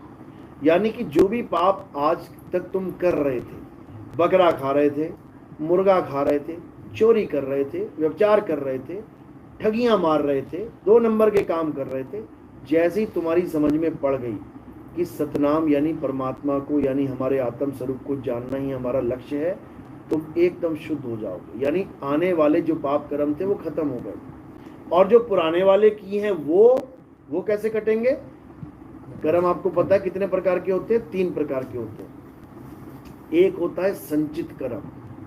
संचित कर्म क्या होते हैं? जो जन्मों जन्मों से संचित है, जो आने वाले जन्मों में भुगतान होने वाला है। एक होते हैं प्रारब्ध कर्म। प्रारब्ध कर्म से क्या बना है? तुम्हारी देह बनी है। तुम काले हो, तुम भैंगे हो, तुम लंगड़े हो, तुम लूले हो, तुम्हारे दिल में छेद है, तुम्हारी किडनियां फेल हैं, तुम्हें पैदा होते ही पीलिया हो गया। ये किसकी वजह से हो गया? प्रारब्ध कर्म से। और एक होता है वर्तमान कर्म, यानी क्रियामान कर्म, यानी अभी आगे में हाथ डालो और अभी स्वाद ले लो, कर्म का फल ले लो अभी के अभी। समझ रहे हो? तो ये तीनों प्रकार के कर्म ये चलते रहते हैं। प्रारब्ध कर्म तुम्हारे ऐसे खत्म नहीं होते, इसका भुगतान करना पड़ता है। उसके लिए क्या बोला है कि शूल से सुई हो जाते हैं। शूल से सुई हो जाएंगे, लेकिन तुम कहोगे बिल्कुल साफ हो जाएं, नहीं हो सकते भैया। करमगत टारी ना टरे, कबीर साहब कहते हैं करमगत टारी ना टरे, ये टर नहीं सकती। हाँ, गुरु की दया हो जाए, मालिक की दया हो जाए, शूल से सुई हो जाएगी। समझे? अगर तुम्हारे मच्छर भी काट रहा है ना, तो तुम्हारे प्रारब्ध की वजह से काट रहा है। तुम्हें सांप ने काटा है, प्रारब्ध की वजह से काटा है। तुम्हें कुत्ते ने काट लिया, प्रारब्ध की वजह से काटा है। तुम कहो मैं तो नाम दीक्षा ले लिया है, मैंने तो रक्षा कवच पहन लिया है, रक्षा सूत्र, अब मैं शेर के आगे भी चला जाऊं, सतनाम तो मिल गया है, पुराने सारे कर्म खत्म हो चुके हैं, शेर गर्दन चबा जाएगा, उड़ा देगा तुम्हारी। क्यों? प्रारब्ध कर्म एकदम जागृत हो जाएगा वहां पे। नहीं तो तुम शेर के आगे जा ही नहीं सकते। और तुम शेर के आगे भी चले जाओ और प्रारब्ध कर्म तुम्हारा ऐसा नहीं है कि शेर तुम्हें काटे, तुम्हें सूंघ के चला जाएगा छोड़ के। हमने भी एक वीडियो बनाई है, शेर के साथ बैठ के कुत्ते की तरह सहला रहे हैं उसको। हमारा उसके साथ प्रारब्ध कर्म का कोई नाता नहीं था। इतना नाता था कि हाँ मैं आऊंगा और उसके सिर पे हाथ फेर के चला जाऊंगा, उसने नहीं काटा। समझे? और अगर उसके साथ हमारा कोई हिसाब किताब होता तो जो ट्रेनर होता है शेरों का, उसी को दबोच के मार देता है। जो 10-10 साल से ट्रेनिंग दे रहा है, मूड खराब हो गया तो वहीं पे उसको गर्दन मरोड़ देगा। ये सब प्रारब्ध कर्म होते हैं। अब नाश कैसे हो कर्मों का? कौन से कर्मों की नाश की बात चल रही है? क्या ये वर्तमान कर्मों की नाश की बात चल रही है? आ जाओ तुम किसी भी गुरु से नाम दीक्षा लेके, जप लो, तुम्हारे पास जो भी सतनाम है, अभी आग जलाते हैं, अभी हाथ डालो, कर्म का फल नहीं मिलना चाहिए। सतनाम आ गया ना, अब कर्म का फल नहीं मिलना चाहिए। पुलिस वाले डंडे मारेंगे, दर्द नहीं होना चाहिए। दर्द हो रहा है, इसका मतलब कर्म का फल मिल रहा है। समझ लो। लेकिन वाणी क्या कह रही है कि ज्यों ही सतनाम हृदय धरया भयो पाप का नाश, जैसे चिंगारी अगन की पड़ी पुरानी घास। अब ये जो पुरानी घास है, ये क्या है? प्रारब्ध नहीं, ये संचित कर्म है। प्रारब्ध तो तुम भुगत ही लोगे, बिना सतनाम के भुगत लोगे, बिना सतनाम के भुगत के चले जाओगे। इस काया के साथ जो भी होगा वो प्रारब्ध कर्म है, खत्म हो जाएंगे। ये संचित कर्म की तरफ इशारा है, जो काल भगवान लेके बैठा हुआ है, जन्मों जन्म तक तुम्हें उड़ा उड़ा के मारेगा उन इस कर्मों से। उन कर्मों का नाश कैसे होगा? ये सतनाम से होगा, किसी मंत्र से नहीं। सतनाम का मतलब क्या बताया मैंने? तुम्हारा आत्म स्वरूप। अरे सत्य नाम कोई नाम नहीं, ये है आपन रूप। और जो जाने इस भेद को पावे आप स्वरूप। जब तुम्हें सतनाम यानी कि अपना स्वरूप मिल जाएगा, तब तुम्हें क्या बोध होगा कि मैंने कभी कोई कर्म किया ही नहीं है। जैसे ही तुम्हें ये बोध हो गया कि मैंने कोई कर्म आज तक किया ही नहीं है, मैं अकर्ता हूं, तुम्हारे जन्मों जन्म के कर्म स्वाहा। समझ लो, कल तुमने एक सपना देखा जिसमें तुमने AK-47 से 50,000 लोगों को गोलियां मार दी ना। अगर मैं सपने में जाके तुम्हें कहूं तूने कुछ नहीं किया, नहीं गोली मारी किसी को, मत चिंता कर, तुम क्या करोगे? रो रो के, अरे क्या बात कर रहे हो, ये देखो लाशें, अरे मैंने मारी है ये गोलियां। और जैसे तुम उठोगे, अब पुलिस वाले आ जाए, तुमने 50,000 लोगों को गोलियां मारी हैं, चलो जेल, तुम क्या कहोगे?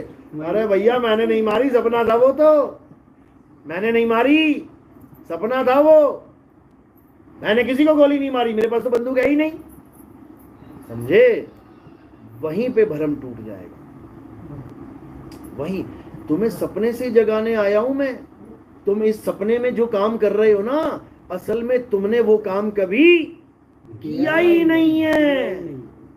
ये तुम्हें मन और माया ने भरमा रखा है, तूने किया, तूने किया, तूने किया, और तुम मोहर लगा रहे हो, हाँ मैंने किया, मैंने किया, मैंने किया।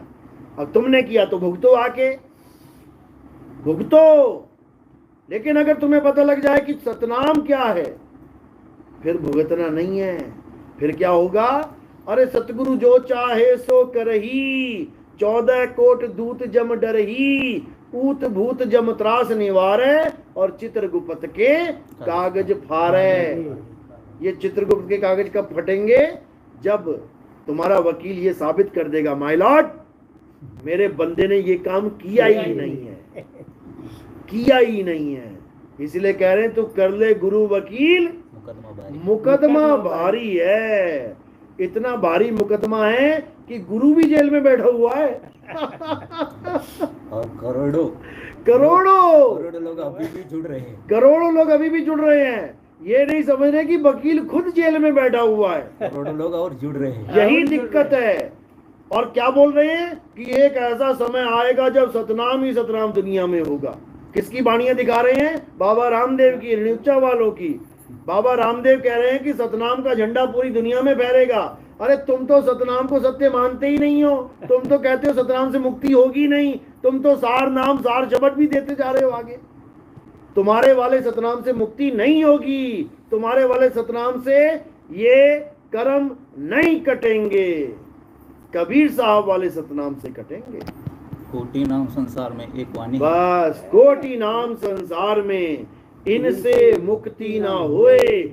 और सार नाम मुक्ति का दाता। हाँ नहीं, कोटि नाम संसार में इनसे मुक्ति ना होए, गुप्त नाम सतपुरुष का बूझे बिरला कोई। वो गुप्त नाम क्या है? वही सत्य नाम है। वो गुप्त रखा गया है बिल्कुल। इस गुप्त नाम को उजागर करने का समय अब आया है। अब पता लगेगा लोगों को सतनाम होता क्या है, क्योंकि परमात्मा का नाम ही सतनाम है। इसलिए बाबा नानक हमेशा बोलते रहे, सतनाम वाहेगुरु, सतनाम वाहेगुरु। सार नाम वाहेगुरु, सार शब्द वाहेगुरु क्यों नहीं बोला? जबकि सतनाम तो तुम कह रहे हो ओम और सोम का नाम है, यानी काल भगवान और अक्षर पुरुष का, तो वो उसी को गुरु जी बताते रहे क्या? काल भगवान अक्षर पुरुष वाहेगुरु, काल भगवान अक्षर पुरुष वाहेगुरु, ऐसा नहीं है। सत्य नाम कौन है? सत्य नाम कर्ता पुरुष निर्भयो निर्वैर अकाल मूर्त। सतनाम अकाल है, यानी उसका काल भी कुछ नहीं बिगाड़ सकता। वो सतनाम है। और सतनाम क्या है? तुम्हारा ही स्वरूप सतनाम है। तुम्हारा असली स्वरूप शब्द स्वरूप है। उसी को ये सरसा वाले बाबा जी शब्द स्वरूपी राम का नाम करके देते हैं। उसी को हाजिर नाजिर जिंदा राम कहा जाता है। उसी को लखाना है जिंदा राम को। ये मुर्दा राम है, ये जो बैठा हुआ है ना, ये मुर्दा राम है, ये मुर्दा है। उस जिंदा राम की वजह से ये जिंदा होके बैठा हुआ है। देखो आंखें झपक रहा है, देखो कैसा लग रहा है? जिंदा है कि मुर्दा है? तुम्हें समझ में ही नहीं आएगा जिंदा कहूं कि मुर्दा कहूं। देखो वो गर्दन घुमा रहा है ना पीछे, एक पंखा चल रहा है, ऐसे देख गर्दन घुमा रहा है सबकी तरफ। गर्दन मैं भी घुमा रहा हूँ।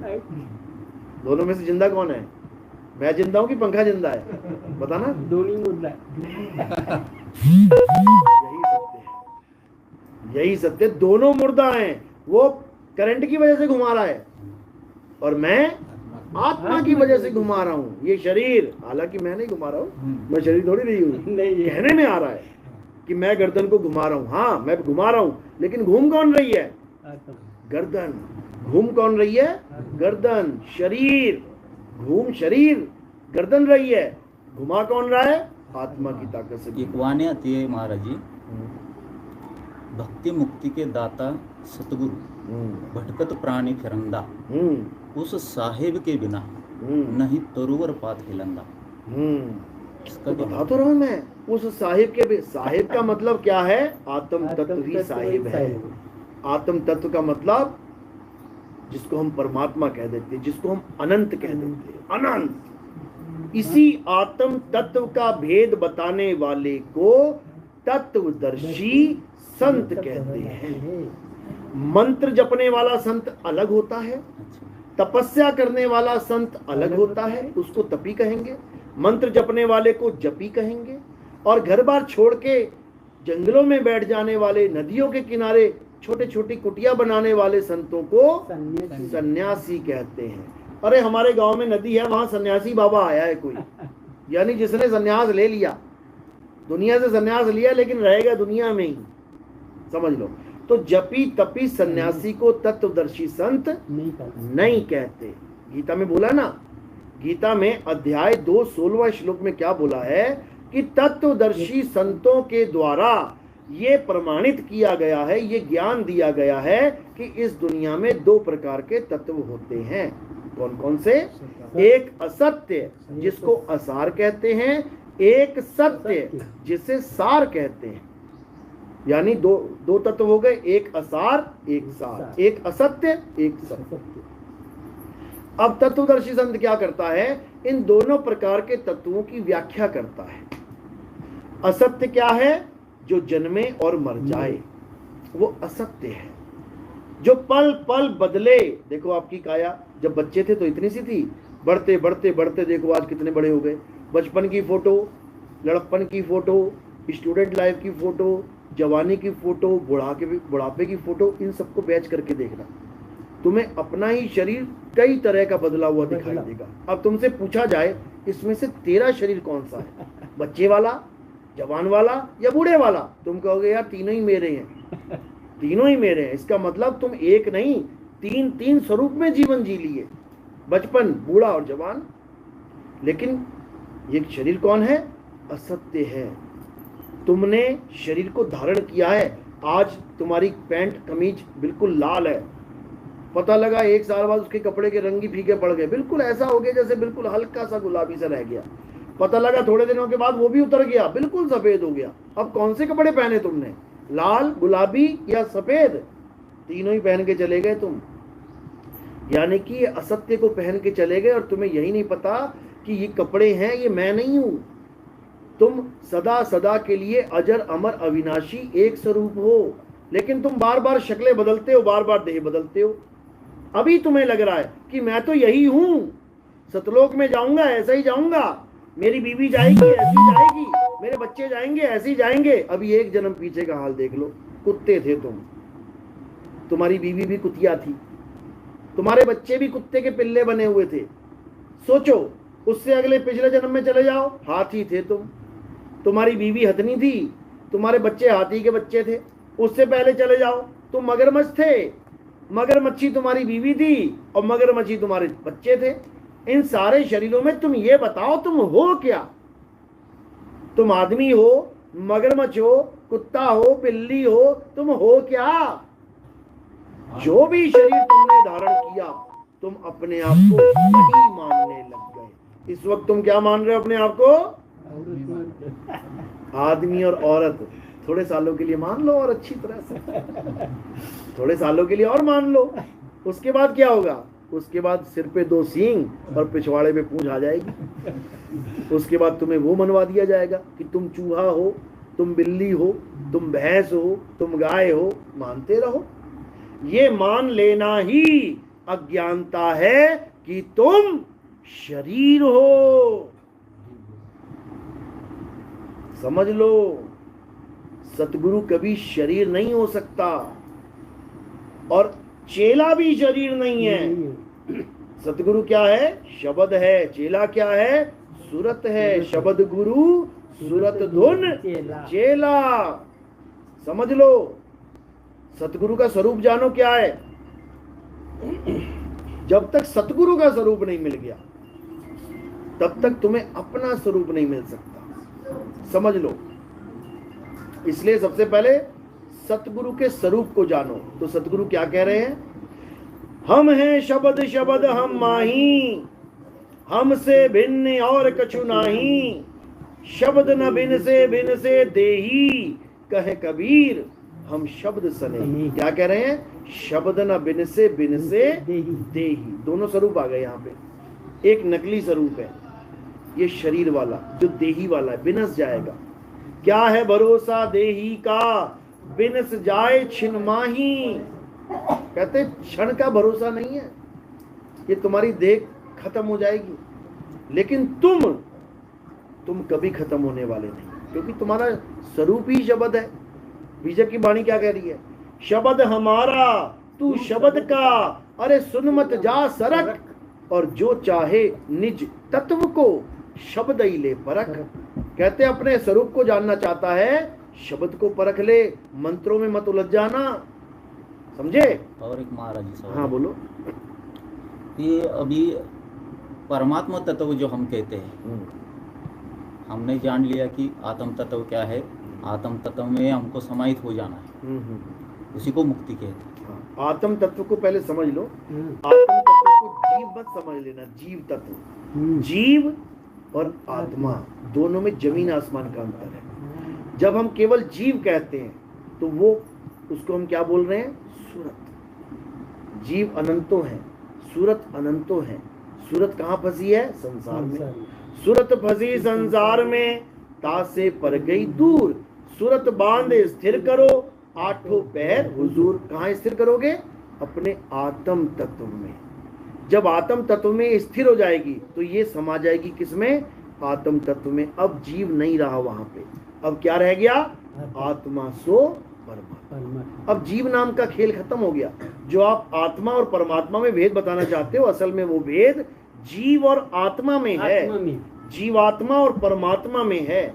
आत्मा तो दोनों के साथ लगाए ना, जीवात्मा परमात्मा, आत्मा दोनों के साथ लगाए। तो आत्मा जो है वो दोनों के साथ लगाए, मतलब आत्मा कॉमन हो गया। जैसे परिवहन मंत्री, राज्य मंत्री, खाद्य मंत्री, प्रधानमंत्री। और जो मंत्री शब्द लगाया, ये दोनों के साथ कॉमन है, दोनों मंत्री हैं, लेकिन उनकी अवस्था में क्या फर्क है? एक है स्टेट लेवल का और एक है नेशनल लेवल का।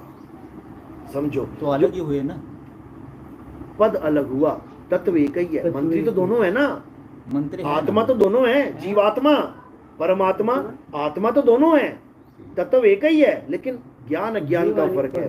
जीव अज्ञान दृष्टि में है और परम ज्ञान दृष्टि। जैसे आप सब शिष्य हैं, एक परम शिष्य है। अब शिष्य और परम शिष्य में क्या फर्क है? उसके 3 हाथ और 3 पैर हैं क्या? नहीं, तत्व रूप में वो एक ही है, ज्ञान रूप में वो बाकियों से श्रेष्ठ है। इसी प्रकार जीव नाम है अज्ञानी का। जीव कौन है? जो अपने आप को आदमी औरत मान रहा है, जो अपने आप को बैल बकरा मान रहा है, जो अपने आप को जन्मने वाला और मरने वाला मान रहा है, वो जीव है। और आत्मा कौन है? जो अपने आप को अजर, अमर, अविनाशी, परम तत्व मान रहा है, वो आत्मा है। वो कहाँ से आया? वो कहाँ से आया? अरे वो आता जाता नहीं जाता है, नहीं। आवे ना जावे, जन्मे नहीं मरे, सो निज पीव हमारा हो। अब गीता पढ़ो, अध्याय 2 24वां श्लोक पढ़ो। उसमें क्या बोला गया है कि हे अर्जुन, जो आत्मा है वो अचल है, सदा स्थिर रहने वाला है। अब वहां पर जो आत्मा लिखा है उसको जीवात्मा मत मान लेना। जीवात्मा सदा अचल नहीं है, वो तो 84 में भटक रहा है, एक शरीर छोड़ के दूसरे में, दूसरे तीसरे में, वो तो अनंतों युगों से भटक रहा है। जीव सोई जो जुग जुग जीवे, उत्पत परलय माही, और देह धरे भर में 84, निर्भय कबहू नहीं। तो जीवात्मा अलग चीज है, परम आत्मा अलग चीज है, लेकिन आत्म तत्व दोनों है। आत्म तत्व यानी अविनाशी तत्व दोनों है। जीव भी अविनाशी है, ईश्वर अंश जीव अविनाशी। अविनाशी का मतलब जिसका कभी नाश नहीं होता, तो फिर तो उसी की पूजा कर ले, लेकिन पूजा के योग्य नहीं है। इसी को गीता में बोला है, हे अर्जुन, 3 प्रकार के पुरुष हैं। पहले प्रकार का पुरुष कौन है? क्षर पुरुष। दूसरे प्रकार का पुरुष अक्षर पुरुष, और तीसरे प्रकार का पुरुष उत्तम पुरुष, परमात्मा कह लो। दोनों से अन्य। अब समझ लो ये क्या है। जो शर पुरुष है वो क्या है? शर का मतलब क्या होता है? अरे काल नहीं होता, शर का मतलब होता है नाशवान। संस्कृत भाषा में पढ़ो, क्षर, शर का मतलब नाशवान। अक्षर यानी अविनाशी। अविनाशी कौन है? शर, अरे नहीं भाई, वो तुम्हें पढ़ा दिया गया है, वो पढ़ाई अलग है तुम्हारी, ये असली वाली पढ़ाई पढ़ो। अब असली वाली पढ़ाई पढ़ो। सर पुरुष कौन है? ये जो पुरुष बैठा हुआ, ये कौन बैठा है? ये कौन है? पुरुष है ना, लेकिन शर पुरुष है। ये तुम्हें लग रहा है पुरुष बैठे हुए हैं, लेकिन ये शर पुरुष है। अब इस शर पुरुष को चलाने वाला कौन बैठा है? अक्षर पुरुष। वो कौन है? हे अर्जुन, सब जीवों के शरीर तो नाशवान हैं, लेकिन इन शरीरों को चलाने वाला जो जीव है वो अक्षर यानी अविनाशी है, लेकिन पूजनीय नहीं है तो अविनाशी, लेकिन पूजनीय नहीं है। क्यों? सुअर बना बैठा है, कुत्ता बना बैठा, पूज लो जाके उसको, कर लो जीव की पूजा। अरे जीव भटका हुआ है, भटकों की पूजा नहीं की जाती, उसकी पूजा की जाती है जो भटकना खत्म करवा दे। यानी अगर जीव की पूजा करेगा तो उसके लिए क्या बोला कबीर साहब ने? अरे बंदे को बंधा मिला, छूटे कौन ही उपाय, कर सेवा निर्बंध की, और पल में लेत छुड़ाए। अब निर्बंध कौन है? निर्बंध आत्मदेव है। आत्मदेव को ही परमात्मा कहते हैं। जीव आत्मा को अज्ञानी जीव, और आत्म के आगे जब देव लग गया तो वो देवों का देव, महादेव आत्मदेव है, उसको परमात्मा कहते हैं। तो ये जो परम तत्व है इसी का ध्यान करना है।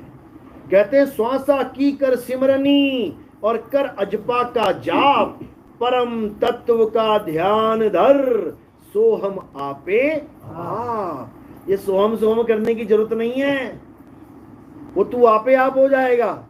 सोहम का मतलब होता है जो तू सो हम, जैसा तू वैसे हम। ये कब अवस्था मिलती है? जब हम परम तत्व का ध्यान करते हैं। और परम तत्व क्या है? वो आत्म तत्व है, जिसके लिए गीता में क्या बोला? अध्याय 4 34वां श्लोक, हे अर्जुन, अगर तुम सत्य को प्राप्त करना चाहते हो, क्योंकि 2 प्रकार के तत्व बताए ना, एक असत्य एक सत्य। असत्य क्या है? जो जन्मता और मर जाता है, जो बनता और बिगड़ता है। ये जितने सतलोक, अलग लोक, अगम लोक हैं, ये बनते और बिगड़ते हैं क्योंकि इनको बनाया जा रहा है। अनुराग सागर में लिखा है ना, कबीर सागर में, परमात्मा ने ये लोक बनाया, वो लोक बनाया। जो बन रहा है पक्का बिगड़ेगा, उसका कहीं ना कहीं समय का अंत जरूर होगा। तो कह रहे हैं कि जो बनने और बिगड़े वो असत्य है, जो पल पल बदले वो असत्य है, और जो कभी ना बदले, जो सदा एक सा रहे, वो सत्य है। तो उसी सत्य तत्व का बोध कराने वाले को तत्वदर्शी संत कहते हैं। तत्वदर्शी का मतलब समझ लो, जैसे एक छोटे छोटे जीवाणुओं को देखने के लिए एक मशीन बनी है, उसका नाम क्या है? माइक्रोस्कोप। उसका हिंदी में नाम क्या है? सूक्ष्मदर्शी। सूक्ष्मदर्शी का मतलब होता है जो सूक्ष्म तत्व का दर्शन करवा दे। जब हम उसमें देखेंगे तो हमें वो छोटे छोटे सूक्ष्म तत्व दिखाई देंगे जो हमें खुली आंख से नहीं दिख रहे। उसका नाम उसके गुण के ऊपर रखा गया है, सूक्ष्मदर्शी। अब एक होता है दूरदर्शी। दूरदर्शी का मतलब क्या होता है? दूर की चीज दिखाने वाला, जिसको हम अंग्रेजी में कहते हैं टेलीस्कोप, और हिंदी में कहते हैं दूरबीन। अब दूरदर्शी का मतलब क्या होता है? जो दूर के तत्वों का दर्शन करवा दे, उसे दूरदर्शी कहते हैं। सूक्ष्मदर्शी और दूरदर्शी में एक भी ऐसा गुण नहीं है कि हम उसको कहें कि वो हमें नाम जाप करवाए। सूक्ष्मदर्शी का गुण है सूक्ष्म तत्व का ज्ञान करा दे, और दूरदर्शी का मतलब है दूर के तत्व का दर्शन करवा दे। इसी प्रकार तत्वदर्शी का मतलब क्या होता है? जो हमें उस तत्व का दर्शन करवा दे जो तत्व अजर अमर अविनाशी है, जिसको हम परम तत्व कहते हैं। तत्वदर्शी का मतलब ये होता है। तत्वदर्शी का मतलब कभी ये नहीं होता कि हिंदुस्तानियों को हिंदी के नाम पकड़ा दे, जपो बेटा, अरब देश वालों को अरबी के नाम पकड़ा दे, जपो बेटा, अंग्रेजों को अंग्रेजी के नाम पकड़ा दे, चाइना वालों को चाइनीज नाम पकड़ा दे, जापान वालों को जापानी नाम पकड़ा दे। इसको तत्वदर्शी संत नहीं कहते। तो आप जिस तत्वदर्शी संत की बात कर रहे हो वो तत्वदर्शी संत नहीं, बल्कि वो एक जपी हैं जो नाम जाप करवाते हैं। और कबीर साहब क्या बोल रहे हैं? मोको कहाँ ढूंढे रे बंदे, मैं तो तेरे पास में, ना मंदिर में, ना मस्जिद में, ना काबे कैलाश में, ना मैं जप में। अब वो क्या करवा रहे हैं? जपवा रहे हैं। कबीर साहब कह रहे हैं ना मैं जप में, ना मैं तप में। ये जितने तपस्या करवा रहे हैं क्या करवा रहे हैं? ये तुम्हारी काया को तपा रहे हैं। तपाने का मतलब होता है कष्ट देना। कोई एक हाथ ऊपर करके खड़ा है, कितने साल से हाथ ऊपर किया बाबा जी? 20 साल से हाथ ऊपर कर रखा है। बताओ हाथ ऊपर करके क्या मिल गया? वो बेचारा खून भी सारा नीचे आ गया, पोलियो जैसा हाथ हो गया ऊपर, उसका क्या फायदा? ये बाबा जी जटाएं बढ़ा रखी हैं, ये खूब लंबे लंबे जटाएं बढ़ा रखी हैं, क्यों? क्यों? अब मैंने बढ़ा रखी है, जटाएं नहीं है भाई, ये मेरे बाल हैं। जटाएं क्या होती हैं? जब बाल में बाल उलझ के जटाएं बन जाती हैं, यानी जो बालों को साफ भी नहीं करते, तपा रहे हैं वो शरीर को। बाबा जी कितने साल से नहीं नहाए? 20 साल से नहीं नहाया। धन्य हो बाबा जी। बताओ धन्य हो कि लानत है बाबा जी? बताओ। कहने का मतलब ना मैं जप में, ना मैं तप में, और ना एकांत निवास में, खोजी होए तुरंत मिल जाऊं। अब यहां पर खोज किसकी करनी है? मंत्रों की खोज करोगे क्या? मंत्र खोजने हैं क्या? 20-20 साल 50-50 साल मंत्र जपते रह जाओगे और खोज कुछ भी ना पाओगे। खोज किसकी की जाती है? तत्व की। तुम्हें प्यास लगी चलते चलते, अब क्या खोजोगे? पानी खोजोगे, क्योंकि पानी एक तत्व है। तुम्हें तत्व की प्राप्ति करनी है, पानी के नाम की नहीं। नाम तो तुम्हें 5-7 वैसे ही याद होंगे, जल वाटर नीर तोय पानी। बैठ जाना माला लेके जहां प्यास लग जाए, जल वाटर नीर तोय पानी, जल वाटर, कुछ नहीं होने वाला। तत्व को खोजो तब मिलेगा। खोजी होए तुरंत मिल जाऊं एक पल की तलाश में। यानी जब तुम सतगुरु के पास जाओगे और जब तुम उनसे विनय करोगे कि गुरुजी मुझे सत्य तत्व का ज्ञान दो, तब जो गुरु असत्य को छुड़वाएगा और सत्य को लखाएगा, वो तुम्हें एक पल में समझ में आ जाएगा कि असत्य क्या है और सत्य क्या है। अब वहां से तुम्हारी भक्ति प्रारंभ होगी। अब तुम्हारा ध्यान, अब तुम्हारी सूरत असत्य को त्याग के सत्य की तरफ जाएगी। समझ लो कि अब वो असत्य तत्व को छोड़ के परम तत्व को ध्याएगी। कह रहे ना, परम तत्व का ध्यान धर सो हम आपे आप, यानी उसके बाद तुम्हें आत्म ज्ञान प्राप्त होगा। आत्म ज्ञान, और जब तुम्हें आत्म ज्ञान प्राप्त हो जाएगा तब तुम्हें समझ में आ जाएगा कि मैं और मेरा मालिक दो नहीं एक हैं। ये तब समझ में आएगा। एक वाणी है महाराज जी, हाँ, कूप की छाया कूप मुझे के पता था माही। यही बोलने वाले हो, मुझे पता था। फिर समझ लो, कूप की काया कूप के माही, जो भी है, ये बात चल रही है वहां पर जीवात्मा और परमात्मा की। मैंने तुम्हें समझाया अभी कि जब मैं कहूं आत्मा परमात्मा एक है, तो वहां पर जीवात्मा और परमात्मा नहीं बोल रहा हूं मैं, वहां तत्व ज्ञान दे रहा हूं मैं। जैसे ये पानी इसमें डाल दिया, अब उसका पानी और इसका पानी एक है कि दो हैं? एक ही। बस यही समझा रहा हूं, यही जब तत्व ज्ञान की बात कर रहा हूं तो इसको आत्मा मान लो, इसको परमात्मा मान लो, एक हैं। और जब मैं जीव और मतलब अवस्था की बात कर रहा हूं, जीव अवस्था और पी अवस्था, तब वो अलग हैं, दोनों अविनाशी लेकिन अलग हैं। एक समुद्र में विराजमान है, एक है बाहर है। उसको तुम गर्म भी कर रहे हो, ठंडा भी कर रहे हो। समुद्र को गर्म ठंडा करके दिखाओ जरा, समझ में आया? अवस्था का ज्ञान अलग है, तत्व का ज्ञान अलग है। साहिब कह रहे हैं कबीर कुआं एक है और पानी भरे अनेक, बर्तन सबके न्यारे न्यारे, पानी सब में एक। जब तत्व ज्ञान आ जाएगा तो पानी सब में एक हो जाएगा। मैं तत्व ज्ञान की बात कर रहा हूं। तो वही बात वहीं पे आती है महाराज जी कि वो सत्पुरुष या वो पूर्ण परमात्मा वो कौन है? पूरी रामायण सुना दी मैंने। कितना टाइम हो गया? 1 घंटा 22 मिनट। मेरे को एक ही सवाल पूछना था कि अरे वो- भाई, तुम सतपुरुष बोल के तुम किसी आदमी को ढूंढ रहे हो, मैं तत्व ज्ञान दे रहा हूं। देखो, ये पानी है, एक लोटे में है, एक कप में है। तुम ये ढूंढ रहे हो मैं लोटा बोलूं कि कप बोलूं? मैं कह रहा हूं वो पानी है, वो सत्य तत्व है। तुम पुरुष पकड़ के बैठे हुए हो।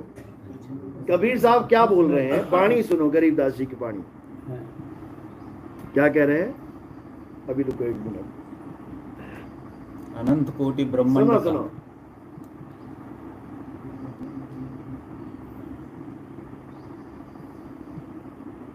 वो वाली आरती गाते ना, ये सतगुरु का रूप है, आकाशवाणी, ऐसे ना वाणी, एक मेरे दिमाग से निकल गई। मतलब शब्द की बात चल रही है कि हम हैं शब्द, शब्द हम माही। हमसे भिन्न और कुछ नहीं। तो जब वो शब्द कह रहे हैं कि मेरा स्वरूप शब्द है, जब वही शब्द यानी उस परमात्मा को ज्ञान देने के लिए आना पड़ता है तो एक लीला चलती है, देह की लीला। देह की लीला, वो देह नहीं है, वो देह नहीं है कि वो माँ के गर्भ में से आया और देह धारण करके, नहीं। वो तेज पुंज की देह कहते हैं उसको। तेज पुंज की देह यानी कि जैसे एक इंद्रधनुष है, इंद्रधनुष वो तुम्हें दिख रहा है, प्रकाश की देह है वो। इंद्रधनुष कैसे बनता है पता है ना? जब छोटी छोटी बूंदें गिर रही होती हैं तो उसमें से जो प्रकाश जाता है वो प्रकाश 7 रंग में बिखर जाता है। अब अज्ञानी जीव क्या करा रहा है? वो धनुष, चलो इसको पकड़ने चलते हैं, हेलीकॉप्टर चलो, रस्सियां लेके चलो। और ज्ञानी जीव क्या कहेगा? अरे भैया ये केवल दिख रहा है, ये है नहीं वहां पे। इसी प्रकार परमात्मा एक लीला करते हैं, यानी तुम्हारे बीच में वो खड़े दिखाई देंगे।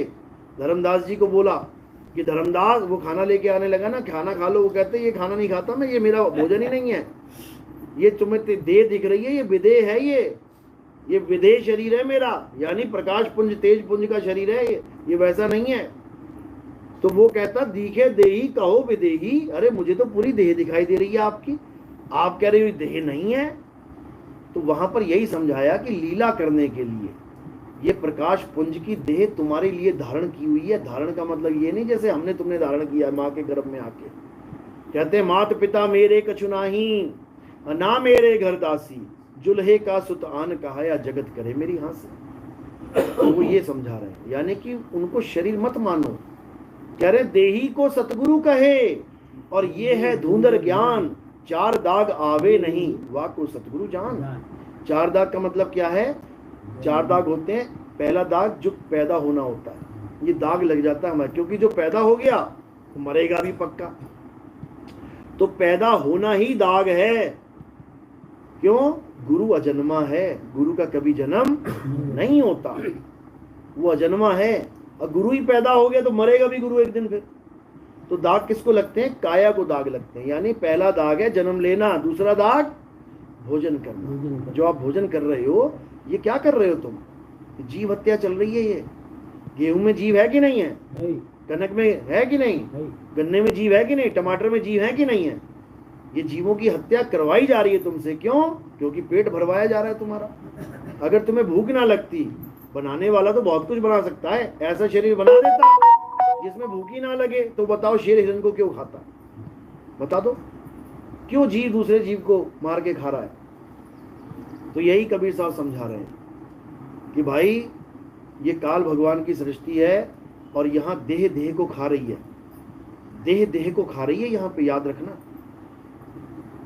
देह ही काल है, काल काल को खात है, काल ही काल को खा रहा है। यहाँ पे समझ लो। तो कबीर साहब देह रूप नहीं है, वो अपने आप को शब्द रूप कहते हैं। हमारा शब्द स्वरूप है, शब्द स्वरूप आकाशवाणी, जो सतगुरु का रूप है। ये सतगुरु का रूप है। चांद सूर्य पवन नहीं पानी, ना वहां छांव ना धूप है। तो वो कह रहे हैं शब्द स्वरूप आकाशवाणी। आकाशवाणी कैसे?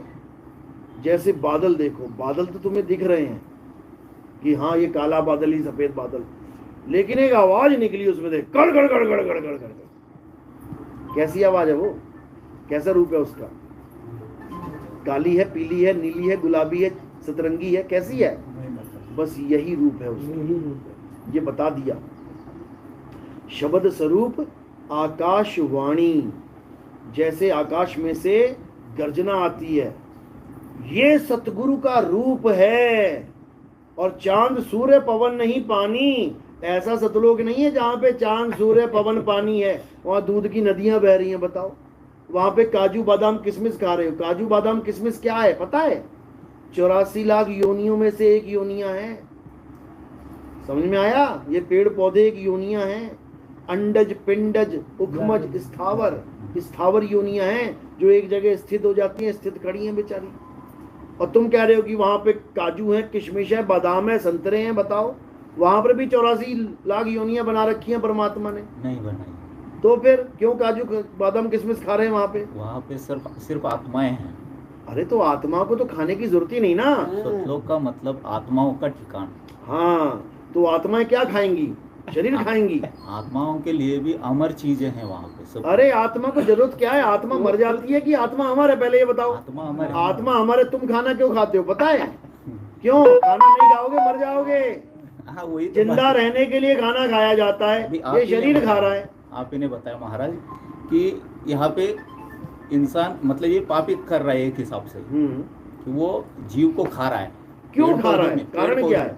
पेड़ पौधों में भी जीव है, उसको खा रहा है। अगर नहीं खाएगा तो ये शरीर भी नहीं रहेगा। बस यही मैं कह रहा हूँ, ये खाने पीने का जो काम है ना, ये शरीरों का काम है। शरीर नहीं खाएगा तो मर जाएगा।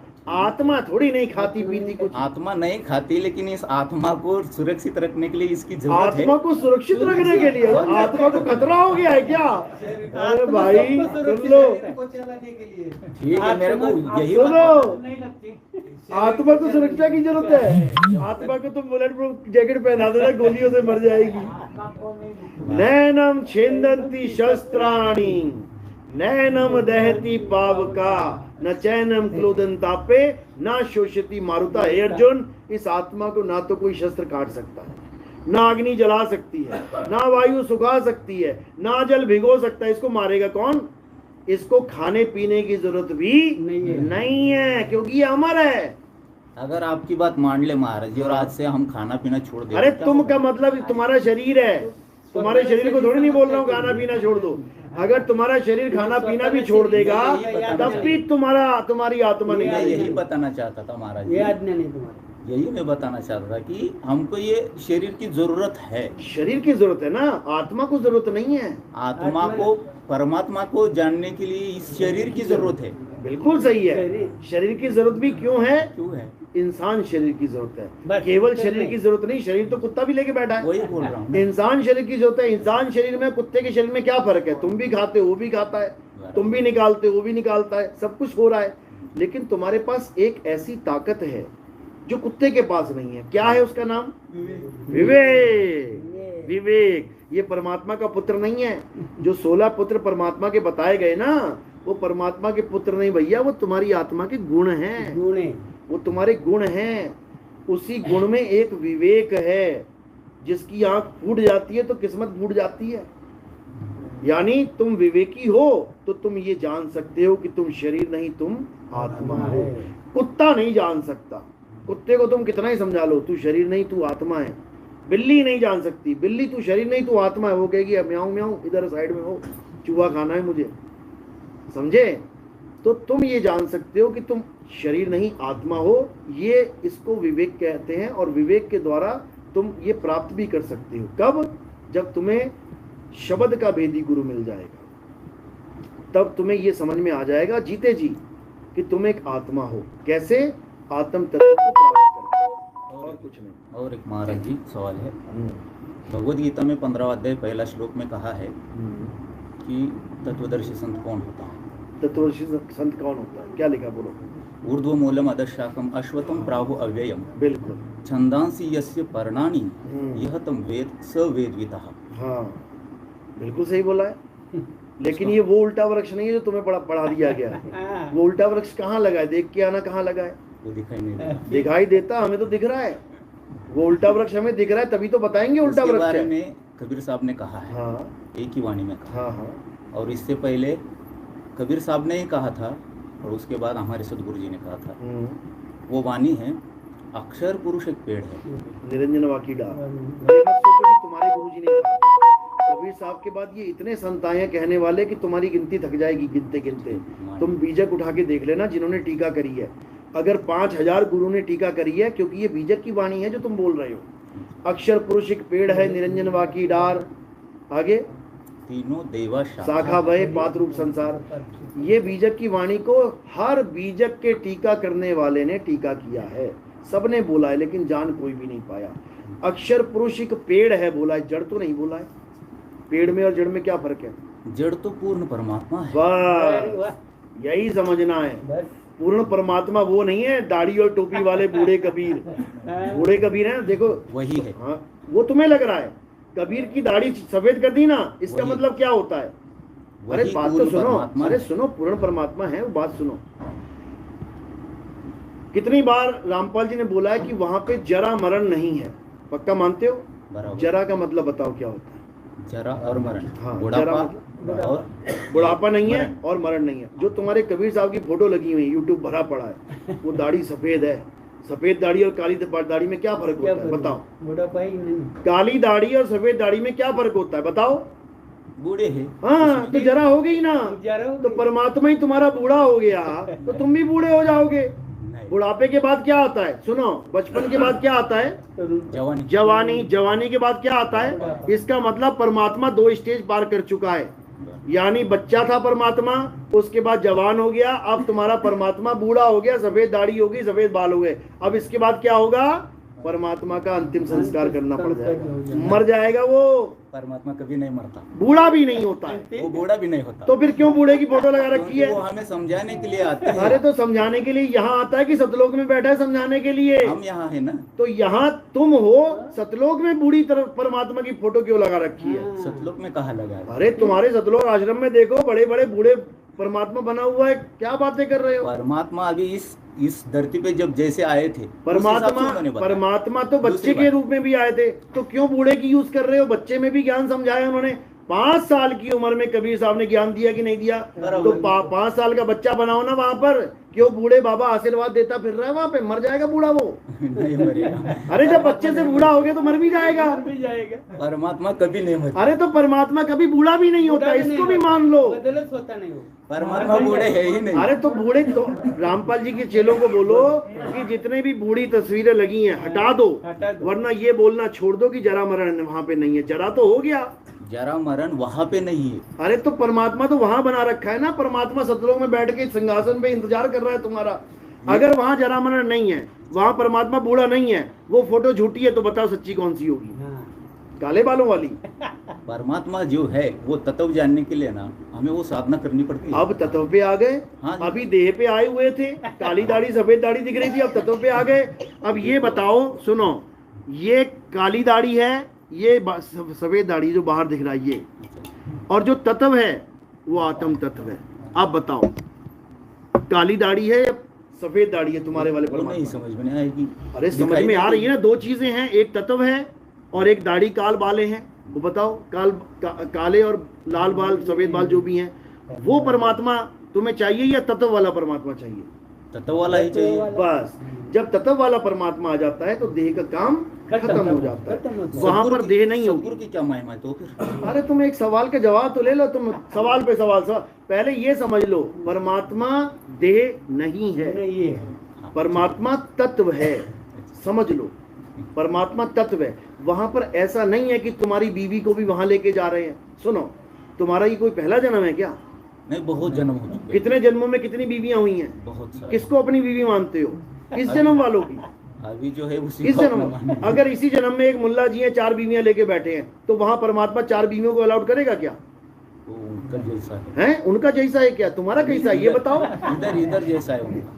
मतलब जैसा इधर है वो वैसा ही मानता वहां हो जाएगा। उधर नहीं हो सकता है। उधर नहीं हो सकता। तो अगर मुसलमान ने आपके गुरुजी से नाम दीक्षा ले ली जिसकी 4 बीवियां हैं, तो 3 को तलाक देगा पहले? वो नहीं देगा। पूछ के आना, पहले पूछ के आना अपने कोऑर्डिनेटर से कि मेरा एक मुसलमान दोस्त है जिसकी 4 बीवियां हैं, और एक नहीं, इंडिया में भरे पड़े हैं 4 बीवियों वाले। तो इसका मतलब पहले 3 बीवियों को तलाक देंगे, तब जाके सतलोक में एंट्री होगी। क्या बातें कर रहे हो यार महाराज जी? ऐसा यहाँ मत का- करो। सुनो, यहाँ का- ये तत्व ज्ञान है। वो औरत अपने तत्व में लीन होगी, वो आदमी अपने तत्व में लीन होगा। एक आदमी है जिसकी पहली बीवी मर गई, दूसरी शादी कर ली, दूसरी मर गई, तीसरी शादी कर ली, तीसरी मर गई, चौथी शादी कर ली। आप बताओ वो 4 बीवियों को लेके जाएगा या अकेला जाएगा? जब वहां ठेका ले दिया कि तुम और तुम्हारे बच्चों के लिए मकान बने, तुम्हारी एक ही जन्म में मेरी 4 बीवियां हो गई, एक एक करके हिंदू धर्म में कर लेते हैं लोग शादियां। आप बताओ रामपाल जी महाराज कितनी बीवियों को लेके जाएंगे वहां पे? बताओ जरा। बच्चों वाली बातें मत करो, ज्ञान में आ जाओ। 2 प्रकार का ज्ञान है, असत्य और सत्य। ये असत्य शरीर है। तुम्हारी बीवी अलग अलग दिखाई दे रहे हैं। जब तुम गड़ जाओगे ना जमीन में, तो वो मिट्टी हो जाएंगे। इस मिट्टी को लेके थोड़ी नहीं जाना है, इस मिट्टी को लेके जाना है। तू मेरी बीवी, मैं तेरा पति। मिट्टी मिट्टी को बोल रही है। असल में ना कोई किसी का बीवी, ना कोई किसी का पति। यहाँ पे सब कौन है? सूरत हैं, सूरत हैं। और किसमें मिलना है? सूरत समाए शब्द में। इतनी सी बात है। मेरे को एक सवाल, आखिरी सवाल पूछना है हाँ, महाराज जी। आखिरी होना चाहिए। आखिरी। बोलो। परमेश्वर में और कबीर साहब में क्या अंतर है? देखो, सुनो, इस पानी में और इस मटके में क्या अंतर है बताओ? जो मैं कबीर साहब धरती पर आए थे, ये ज्ञान बताया, वो और परमात्मा, इनमें क्या अंतर है? ये सवाल पूछा। समझ लो बात को। तुम्हारी जो सुई है ना, वो बार बार जाके अटक जा रही है देह पे। मैं सही बता रहा हूँ। तुम विदेह ज्ञान नहीं समझ पा रहे हो। देह और विदेह में फर्क समझ लो। देश और विदेश। देश का मतलब है तुम्हारा अपना देश, विदेश का मतलब है तुम्हारे देश के अलावा कोई भी देश है, वो विदेश है। चाहे तुम श्रीलंका भी चले जाओगे ना, तुम्हारे लिए वो विदेश है, उसको इंटरनेशनल कहते हैं। तुम नेपाल चले जाओगे, तुम्हारी ये सिम काम नहीं करेगी। क्यों? क्योंकि तुम इंटरनेशनल चले गए हो। इसी प्रकार देह और विदेह में क्या फर्क है? देह को छोड़ दो, आत्मा में आ जाओ, उसको विदेह कहते हैं। किसी भी प्रकार की देह को हम विदेह नहीं कह सकते। समझ लो, कबीर साहब का कोई नाम नहीं है, कबीर साहब का कोई शरीर नहीं है। शरीर और नाम वक्त वक्त पे वो बदलते रहते हैं। कभी बच्चे का शरीर दिखा दिया, कभी उसको बढ़ता हुआ जवान का शरीर दिखा दिया, कभी उसको बूढ़े का शरीर दिखा दिया और वहीं से बत्ती बुझा दी, गायब हो गया एकदम सामने से। तुम कहोगे यार यहाँ तो खड़ा था, आदमी कहाँ चला गया? मगर में यही हुआ था। मगर में राजा बघेल और बिजली खान पठान तलवारें खींच के बैठे हुए थे। वो भी अपने गुरु को देह मान रहे थे कि मेरा गुरु देह है। इंद्रधनुष की तरह गायब हो गए, देखते देखते गायब हो जाएगा। तब हैरान हो गए, कहते कमाल हो गई यार, शरीर कहाँ चला गया? इसी प्रकार अगर तुम उनको शरीर मानोगे तो तुम बहुत मुसीबत में पड़ने वाले हो। कबीर साहब शब्द हैं। शब्द का मतलब क्या है? हिंदी, पंजाबी, उर्दू, फारसी के शब्द नहीं है। शब्द क्या है? शब्द तुम्हारा असली स्वरूप है। शब्द को क्या कहते हैं? झनकार। झनकार नाम सुना है? झनकार, यही है शब्द। बोलने वाला नहीं, झनकार। झनकार तो उसकी तरफ इशारा है। जैसे ये देखो, क्या है ये? क्या बजी? इस पे लिखा है कहीं ताली? इस पे कहीं लिखा है ताली? तो तुमने कैसे कह दिया ताली है?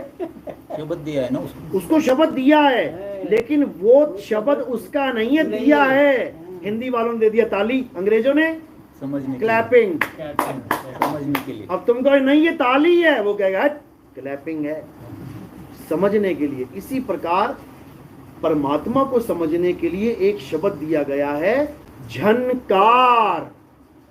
अगर तुम्हें वो झनकार बताने वाला गुरु मिल गया तो तुम्हारा बेड़ा पार हो जाएगा।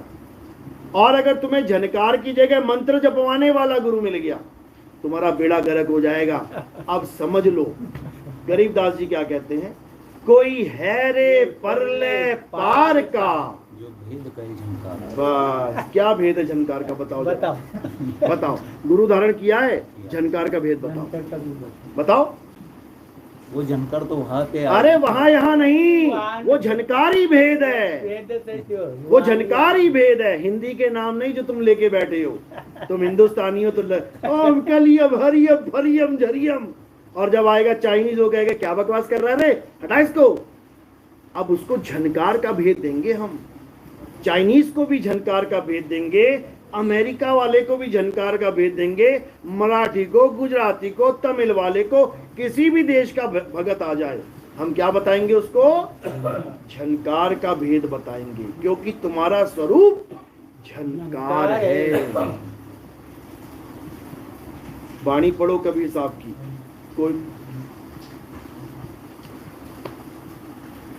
कर नैनो दीदार महल में प्यारा है। समझो, लास्ट की 2 लाइनें पढ़ लेना। कहते शब्द विहंगम चाल हमारी, और कहे कबीर सतगुर दई तारी, खुले कपाट शब्द झनकारी, पिंड अंड के पार सो देश हमारा है। देश हमारा। अरे सुन लो भाई, तुम देश में झनकार में नहीं समझ में आ रहा है, देश हमारा है। देश हमारा। देश इसलिए बोला है क्योंकि उसमें रहोगे, झनकार में रहोगे, सूरत समाए शब्द में रहोगे। अमर करूं सतलोक पठाऊं, अमर लोक क्यों ना पठाऊं? अमर लोग उसी को कहते हैं। अनामी लोक क्यों ना पठाऊं? उसी को कहते हैं। रामपाल जी के मुंह से कहलवा देना कि सतलोक, अलग लोक, अनामी लोक उसी को कहते हैं। तीनों, वो चारों लोग अलग। अरे चारों लोग की जरूरत क्या पड़ गई?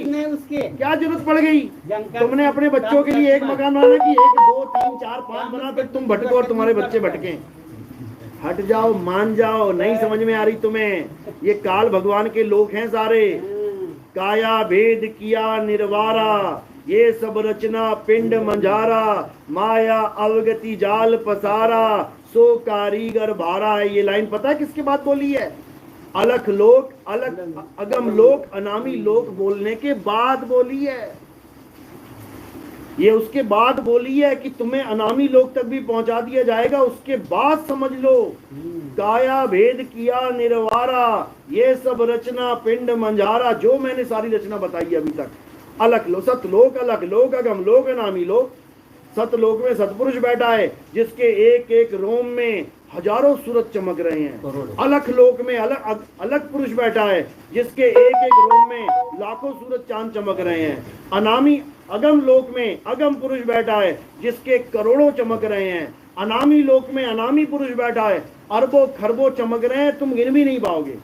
ये सारी महिमा बताने के बाद कह रहे हैं ये सब माया का खेल है, ये माया का खेल है। सुनो, सतलोक में जो सतपुरुष बैठा है वो कौन है? परमात्मा है। परमात्मा है। एक परमात्मा सतपुरुष है। आगे अलग पुरुष है, आगे अलग लोक है भाई, अलग पुरुष की तहाँ ठकुराई। आगे जो अलग लोक में अलग पुरुष बैठा है वो कौन है? परमात्मा है। कौन है? परमात्मा है। परमात्मा ने जो बनाया, अरे सुनो, परमात्मा ने बनाया अलग, परमात्मा ने बनाया, चार लोग बना दिए, और काल ने परमात्मा भी ने बनाया। पुरुष भी बना दिए चार। काल ने भी बनाया। अरे सुनो मेरे भाई, पर तुमने चार चार मकान बना दिए तो तुमने अपने आप को भी चार बना दिया। बना सकते हैं, करोड़ों बना सकते अरे हैं। सुनो, परमात्मा में वो सुनो, ताकत है। अगर परमात्मा करोड़ों पुरुष बना सकते हैं परमात्मा, तो क्यों कह रहे हैं कि परमात्मा एक है? वो है ही एक। अरे भाई, जब उसने 10 15 20 वो बना दिए सकते हैं, उनकी ताकत उतनी है तो वो समझ, कुछ भी सुनो, कर सकते हैं। तो ये तुम्हारी गलतफहमी है कि वो बना सकते हैं। परमात्मा को कोई ना बना सकता है ना बिगाड़ सकता है। परमात्मा बना सकता तो है। परमात्मा क्या परमात्मा ही बना देगा? उसमें वो ताकत है। परमात्मा वो कितने परमात्मा भी- को बना देगा। कितने भी रूप बना सकता है। कितने रूप परमात्मा बना- एक ही है। फिर वही बात कर रहे हैं, रूप अलग है, वही तो बात, रूप अलग है। देखो वही तो बात बोल रहा हूं। देखो, ये पानी कितने ही रूपों में डाल दो, हजारों घड़ों में, लेकिन पानी तो पानी है ना। पानी है। तो परमात्मा और रूप में फर्क समझ लो। काल भगवान भी हजारों रूप बना सकता है, सिस्टम काल है। भगवान हजारों रूप बना सकता है। अच्छा। जब गीता का ज्ञान दिया गया तो काल भगवान ने क्या एक रूप दिखाया? कितने रूप दिखाए पता है? हजारों रूप। हजारों रूप। तो तुम कैसे कह सकते हो कि ये काल भगवान है? काल की कितने सिर है? एक है कि हजार? हजार। हजार सिर हैं। वैसे तो असल में एक ही है। अच्छा, वो उसमें असल में ताकत एक है, उसमें नकल में ताकत है, हजारों वो है। हजार बना सकता है। हजारों बना सकता है, 2 भी बना सकता है, 4 भी, 10 भी, हजार अच्छा, भी बना सकता है। हजार भी बना सकता है। अक्षर पुरुष है, उसके 10,000 हाथ है। हाँ, वो चाहे तो वो उतने बना भी सकता है। अच्छा, उतनी ही कला, उतनी सिद्धि बहुत सिद्धि बढ़िया, शक्ति है। बहुत अच्छी बात है। अक्षर पुरुष जो काल है, उसके 21 ब्रह्मांड है। हम्म, वो उसी में उसकी ताकत है, रेंज है, सीमा है। अच्छा, जो अक्षर पुरुष है उसके 10,000, मतलब ये 7 संख्य ब्रह्मांड है, उसकी उतनी ही सीमा है। अच्छा। और जो परम अक्षर पुरुष है, अच्छा। वो सतपुरुष कबीर साहब, अक्षर पुरुष उनके असंख्य अक्षर पुरुष के ब्रह्मांड कितने के सिर स्वामी। बताया आपने? अक्षर पुरुष के 10,000 10,000 सिर। क्या काल 10,000 सिर बना सकता है अपने? बना सकता है। तो फिर काहे का अक्षर पुरुष बड़ा हो गया उससे और वो छोटा हो गया? अक्षर फिर पुरुष क्यों 10,000 10,000 और बना सकता 5,000 है। बातें कर रहे हो? फिर तो वो 10,000 बना अनंत। सकता है। सुनो, क्या वो अनंत सिर बना सकता है काल भगवान? अनंत सिर नहीं बना सकता। नहीं बना सकता। क्यों नहीं बना सकता? नहीं जो बना हजार सकता, बना ताकत सकता नहीं है, जो लाख, मतलब कहाँ लिखा है बताओ? कहाँ लिखा है कबीर सागर में कि उसकी एक लिमिट है, वो नहीं बना सकता? बताओ। अपने मन से ही हवा में बातें चल रही हैं। नहीं, अरे ये हवा की बातें मत करो, हवा की बात ये नहीं है। हवाई बातें हैं। जो 21 ब्रह्मांड बना सकता है वो 21,000 क्यों नहीं बना सकता? बताओ जरा, नहीं बना सकता। क्यों नहीं बना सकता? दिखाओ कहाँ लिखा है, वो उसको कहाँ नहीं, लिखा है, ये उसकी बता दो। ताकत नहीं है। अरे क्यों नहीं ताकत है? जो हजारों सिर बना सकता है, उसके बाद लाखों सिर बना सकता है, उसके पास ताकत ही ताकत है। नहीं। वो तुम्हें गधा बना सकता है क्या? वो unlimited वो तुम्हें ताकत। गधा बना सकता है? काल अरे भी वो मरने तुम्हें गधा वाला बना है। सकता है कि नहीं? हाँ कि ना? एक दिन काल मर तुम्हें जाएगा। गधा बना सकता है कि अभी नहीं? मुझे कोई गधा नहीं बना सकता। अब तुम्हें कोई गधा नहीं नहीं बना सकता। तुम गधा ही बनने वाले हो नहीं थोड़े बन दिनों में। सकता। तुम गधा ही बनने नहीं वाले बन हो। सकता। अरे तुम्हें पता नहीं कितनी बार बना दिया उसने। आगे पिछले बार भी बना दिया होगा। वो लेकिन तुम इसके अगले बाद बार की नहीं भी बना तैयारी सकता। कर नहीं दो। बना सकता। वो तुम अगली बार की पूरा तैयारी कर लो। विश्वास है। विश्वास छोड़ो, तुम्हारे गुरु को कैदी बना दिया उसने। मोको कहा बंदी बोले रे छोड़ को कोई कैदी बना सकता है? कोई नहीं बना दिया उसने। बना अरे जाके चेक कर ले भाई, देखो क्यों भाई। मगजमारी कर रहे हैं यहाँ पे? वो भी अभी क्या तो बच्चों वाली बातें कर रहे हो? कतब की बंदी बात कर रहे छोड़ क्या कह रहा है? बंद छुड़ाने वाले को बंदी छोड़ बराबर कहते हैं। है। 10 साल से बड़ा है बंधन में, छुड़ा के दिखाओ। 40 वकील लगा रखे हैं, छुड़ा के दिखाओ। शरीर के बंधन में हम पड़े हैं। अरे भाई, बच्चों वाली बातें मत कर। वहां पे जाके देखो, शरीर के वहां पे बंधन- जाके देखो, जनता से पैसा इकट्ठा कर करके हम केस लड़ेंगे, हम फलाना करेंगे। कबीर साहब ने कितने केस लड़े बताना जरा? उनको कितनी बार जेलों में डाला गया बताओ जरा? कौन केस लड़ रहा है उसका? कबीर साहब को 52 बार मारने की कोशिश क्यों की थी? अरे भैया, मारने की कोशिश अज्ञानियों ने की, मार पाए क्या? तुम्हारे वाले को तो एक ही बार में पकड़ लिया। क्योंकि अज्ञान है, वो अज्ञानता में बंदा करता इसमें है। अज्ञान है, जीवों में अज्ञान है। वो ज्ञान ही तो बताना। अरे भाई, तुम 84 में जाने वाले हो, टिकट कट गई है तुम्हारी, महाराज अभी जी समझ लो। तुम जपी गुरु के पास पड़ गए हो। माला तो कर में फिरे, जीव फिरे मुख माही, ओम कलियम हरियम शरियम शरियम, अरे मनवा दसहूं दिसी फिरे।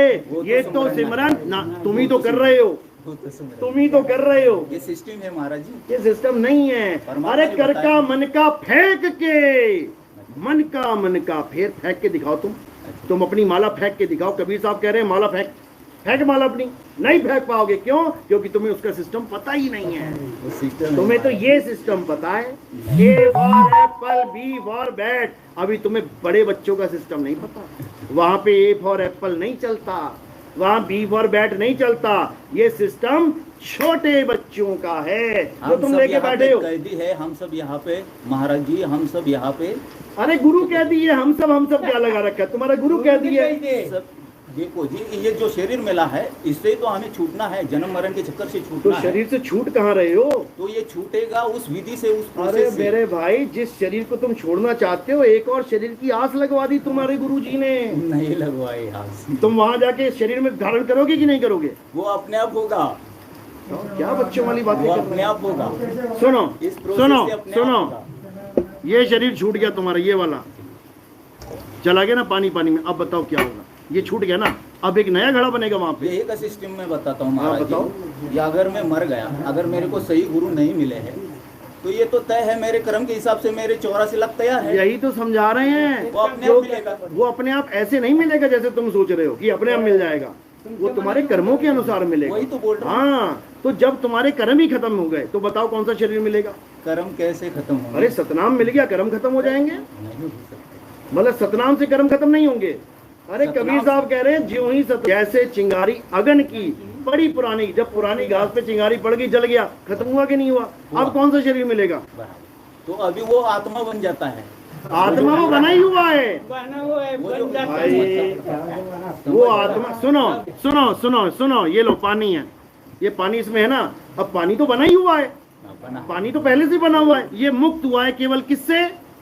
मटके से। मटके से मुक्त हो गया, शरीर से मुक्त हो गया पानी। अब बताओ आत्मा को दोबारा कौन सा शरीर मिलेगा?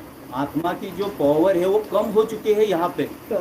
उसकी पावर बढ़ाने के लिए, उसकी पावर बढ़ाने के अरे लिए भैया, इस सत्ता की जरूरत है। तुम्हारा जन्म बीत जाएगा आत्मा की पावर जानने के लिए। समझ लो, आत्मा की पावर तुम जान ही नहीं सकते। ये कम और ज्यादा शरीर की पावर होती है। कम और ज्यादा शरीर की पावर होती है, आत्मा की नहीं होती। आत्मा की पावर तुम कम कर रहे हो। आत्मा शरीर पकड़ती है, शरीर छोड़ती है। लो बताओ मेरी पावर क्या कम हुई? मैंने फिर पकड़ दिया, लो छोड़ दिया शरीर। बताओ मेरी पावर क्या? अरे तुम्हारी पावर खत्म ही नहीं हो सकती, कम ही नहीं हो सकती। कम हुई है, नहीं होती। पता नहीं क्या बताया जा रहा है तुम लोग को।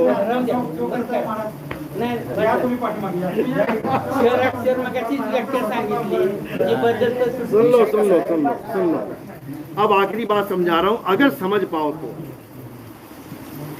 सृष्टि रचना के अनुसार, जैसा रामपाल जी महाराज ने बताया कि परमात्मा ने बहुत सारे जीव पैदा किए, ये ना सतलोक में। हाँ ये सच है। सतलोक में परमात्मा ने सतलोक बनाया, उसमें बहुत सारे जीव पैदा कर दिए। वो जीव कौन थे? आदमी औरत थे, या केवल आदमी थे, या केवल जानवर थे, या क्या थे? क्योंकि बाइबल के हिसाब से आप चलोगे तो उसमें बताया गया कि भगवान ने 7 दिन में सृष्टि बनाई। 7 दिन की सृष्टि तुम देख लेना पढ़ के। उसमें उसने कीट पतंगे, हाथी, घोड़े, सांप, बिच्छू सब बनाए हैं, वनस्पति बनाई है। अगर तुम परमात्मा को मान रहे हो कि बाइबल वाला परमात्मा ही हमारा परमात्मा है, तो 84 लाख किसने बनाई है? बोलो। परमेश्वर ने 84 लाख बनाई है। क्या सतलोक में 84 लाख बनाई गई थी? तो फिर काहे का परमेश्वर है तुम्हारा बाइबल का? फिर काहे बाइबल का ज्ञान उठा के छाप रहे हो कि बाइबल में ये लिखा है, बाइबल में वो? अरे बाइबल में ये लिखा है कि परमात्मा ने 7 दिन में दुनिया पैदा करी, और 7 दिन में कुत्ता, बिल्ली, हाथी, घोड़ा, शेर, चीता सब बना दिया, A to Z, और जाके वो अपने तख्त पे विराजमान हो गया। अब बताओ काल ने क्या बनाया फिर? 84 किसने बनाई है? परमात्मा ने, काल ने? ये गधा, सुअर, कुत्ता, बिल्ली परमात्मा ने बनाया कि काल ने? बोलो। तो फिर बाइबल झूठी हो गई। बाइबल झूठी हो गई। 7 दिन की सृष्टि में यही तो बताया उसने। तुम कुरान की सृष्टि पढ़ लो, 7 दिन की सृष्टि में कुत्ते बिल्ले ही बना रखे हैं इंसान के साथ। तो परमात्मा ने कुत्ते बिल्ले बनाए, तो फिर काल ने क्या बनाया है? ये काल नहीं बना। अरे तो फिर परमात्मा कहाँ चला गया बाइबल और कुरान के हिसाब से? समझो बात को। अभी इसको भी फेल कर देते हैं, तुम्हारा वाला जो ज्ञान है। परमात्मा ने आदमी और औरत को बनाया, बाइबल के हिसाब से पहला आदमी और औरत कौन है? आदम हब्बा। यानी परमात्मा ने पहले क्या बनाया? जोड़ा। क्या तुम मानते हो सही लिखा है? हाँ या ना? बाइबल के अनुसार हाँ। अरे बाइबल के अनुसार और तुम्हारे अनुसार कुछ अलग है क्या? रामपाल जी के अनुसार बाइबल ठीक है कि नहीं? नहीं बस हाँ या ना? नहीं है। नहीं है ठीक। यानी बाइबल में सृष्टि रचना 7 दिन का परमात्मा झूठ है वो। तो उसमें भी कुछ अज्ञान है। अरे भाई बस ये बताओ, जो 7 दिन की बाइबल, रामपाल जी महाराज ने कई बार बोला है कि वो परमात्मा 7वें दिन तख्त पे जा विराजा। वो उतनी बात केवल 7 दिन वाली बात सच है कि झूठ है? सच। सच है ना? यानी परमात्मा ने क्या बनाया? आदमी और औरत को दोनों को बना दिया। अब तुम्हारी सृष्टि रचना बता देते हैं। तुम्हारी सृष्टि रचना में परमात्मा ने औरत बनाई ही नहीं है, सारे आदमी ही आदमी थे। उसके बाद क्या हुआ? उन आदमियों में से एक जो काल भगवान था, उसने जाके लोगों को भ्रमित किया कि मेरे साथ चलो। और जो पहला हाथ उठाया गया, किसने उठाया? आदमी ने कि औरत ने? आदमी ने। जैसे ही आदमी ने पहला हाथ उठाया, उसको औरत बना दिया गया। अब बताओ जोड़ा कहाँ चला गया तुम्हारा? जोड़ा कहाँ चला गया तुम्हारा? पहला जोड़ा कहाँ गया? अब उस औरत ने हाथ उठाया, उसने गलती करी, गलती की सजा मिली, औरत बन गई, आदमी को औरत बना दिया। क्या उस औरत के अलावा किसी और ने भी कोई गलती करी बार बार हाथ उठाने की? हैं? किया ना, उसके बाद एक बार हो गई ना, सृष्टि बन गई, इधर चलेगी दुर्गा माता। नहीं। क्या उसके बाद जो सृष्टि परमात्मा की है, उसमें दोबारा दुर्गा माता पैदा हुई? नहीं। इसका मतलब वहां सबको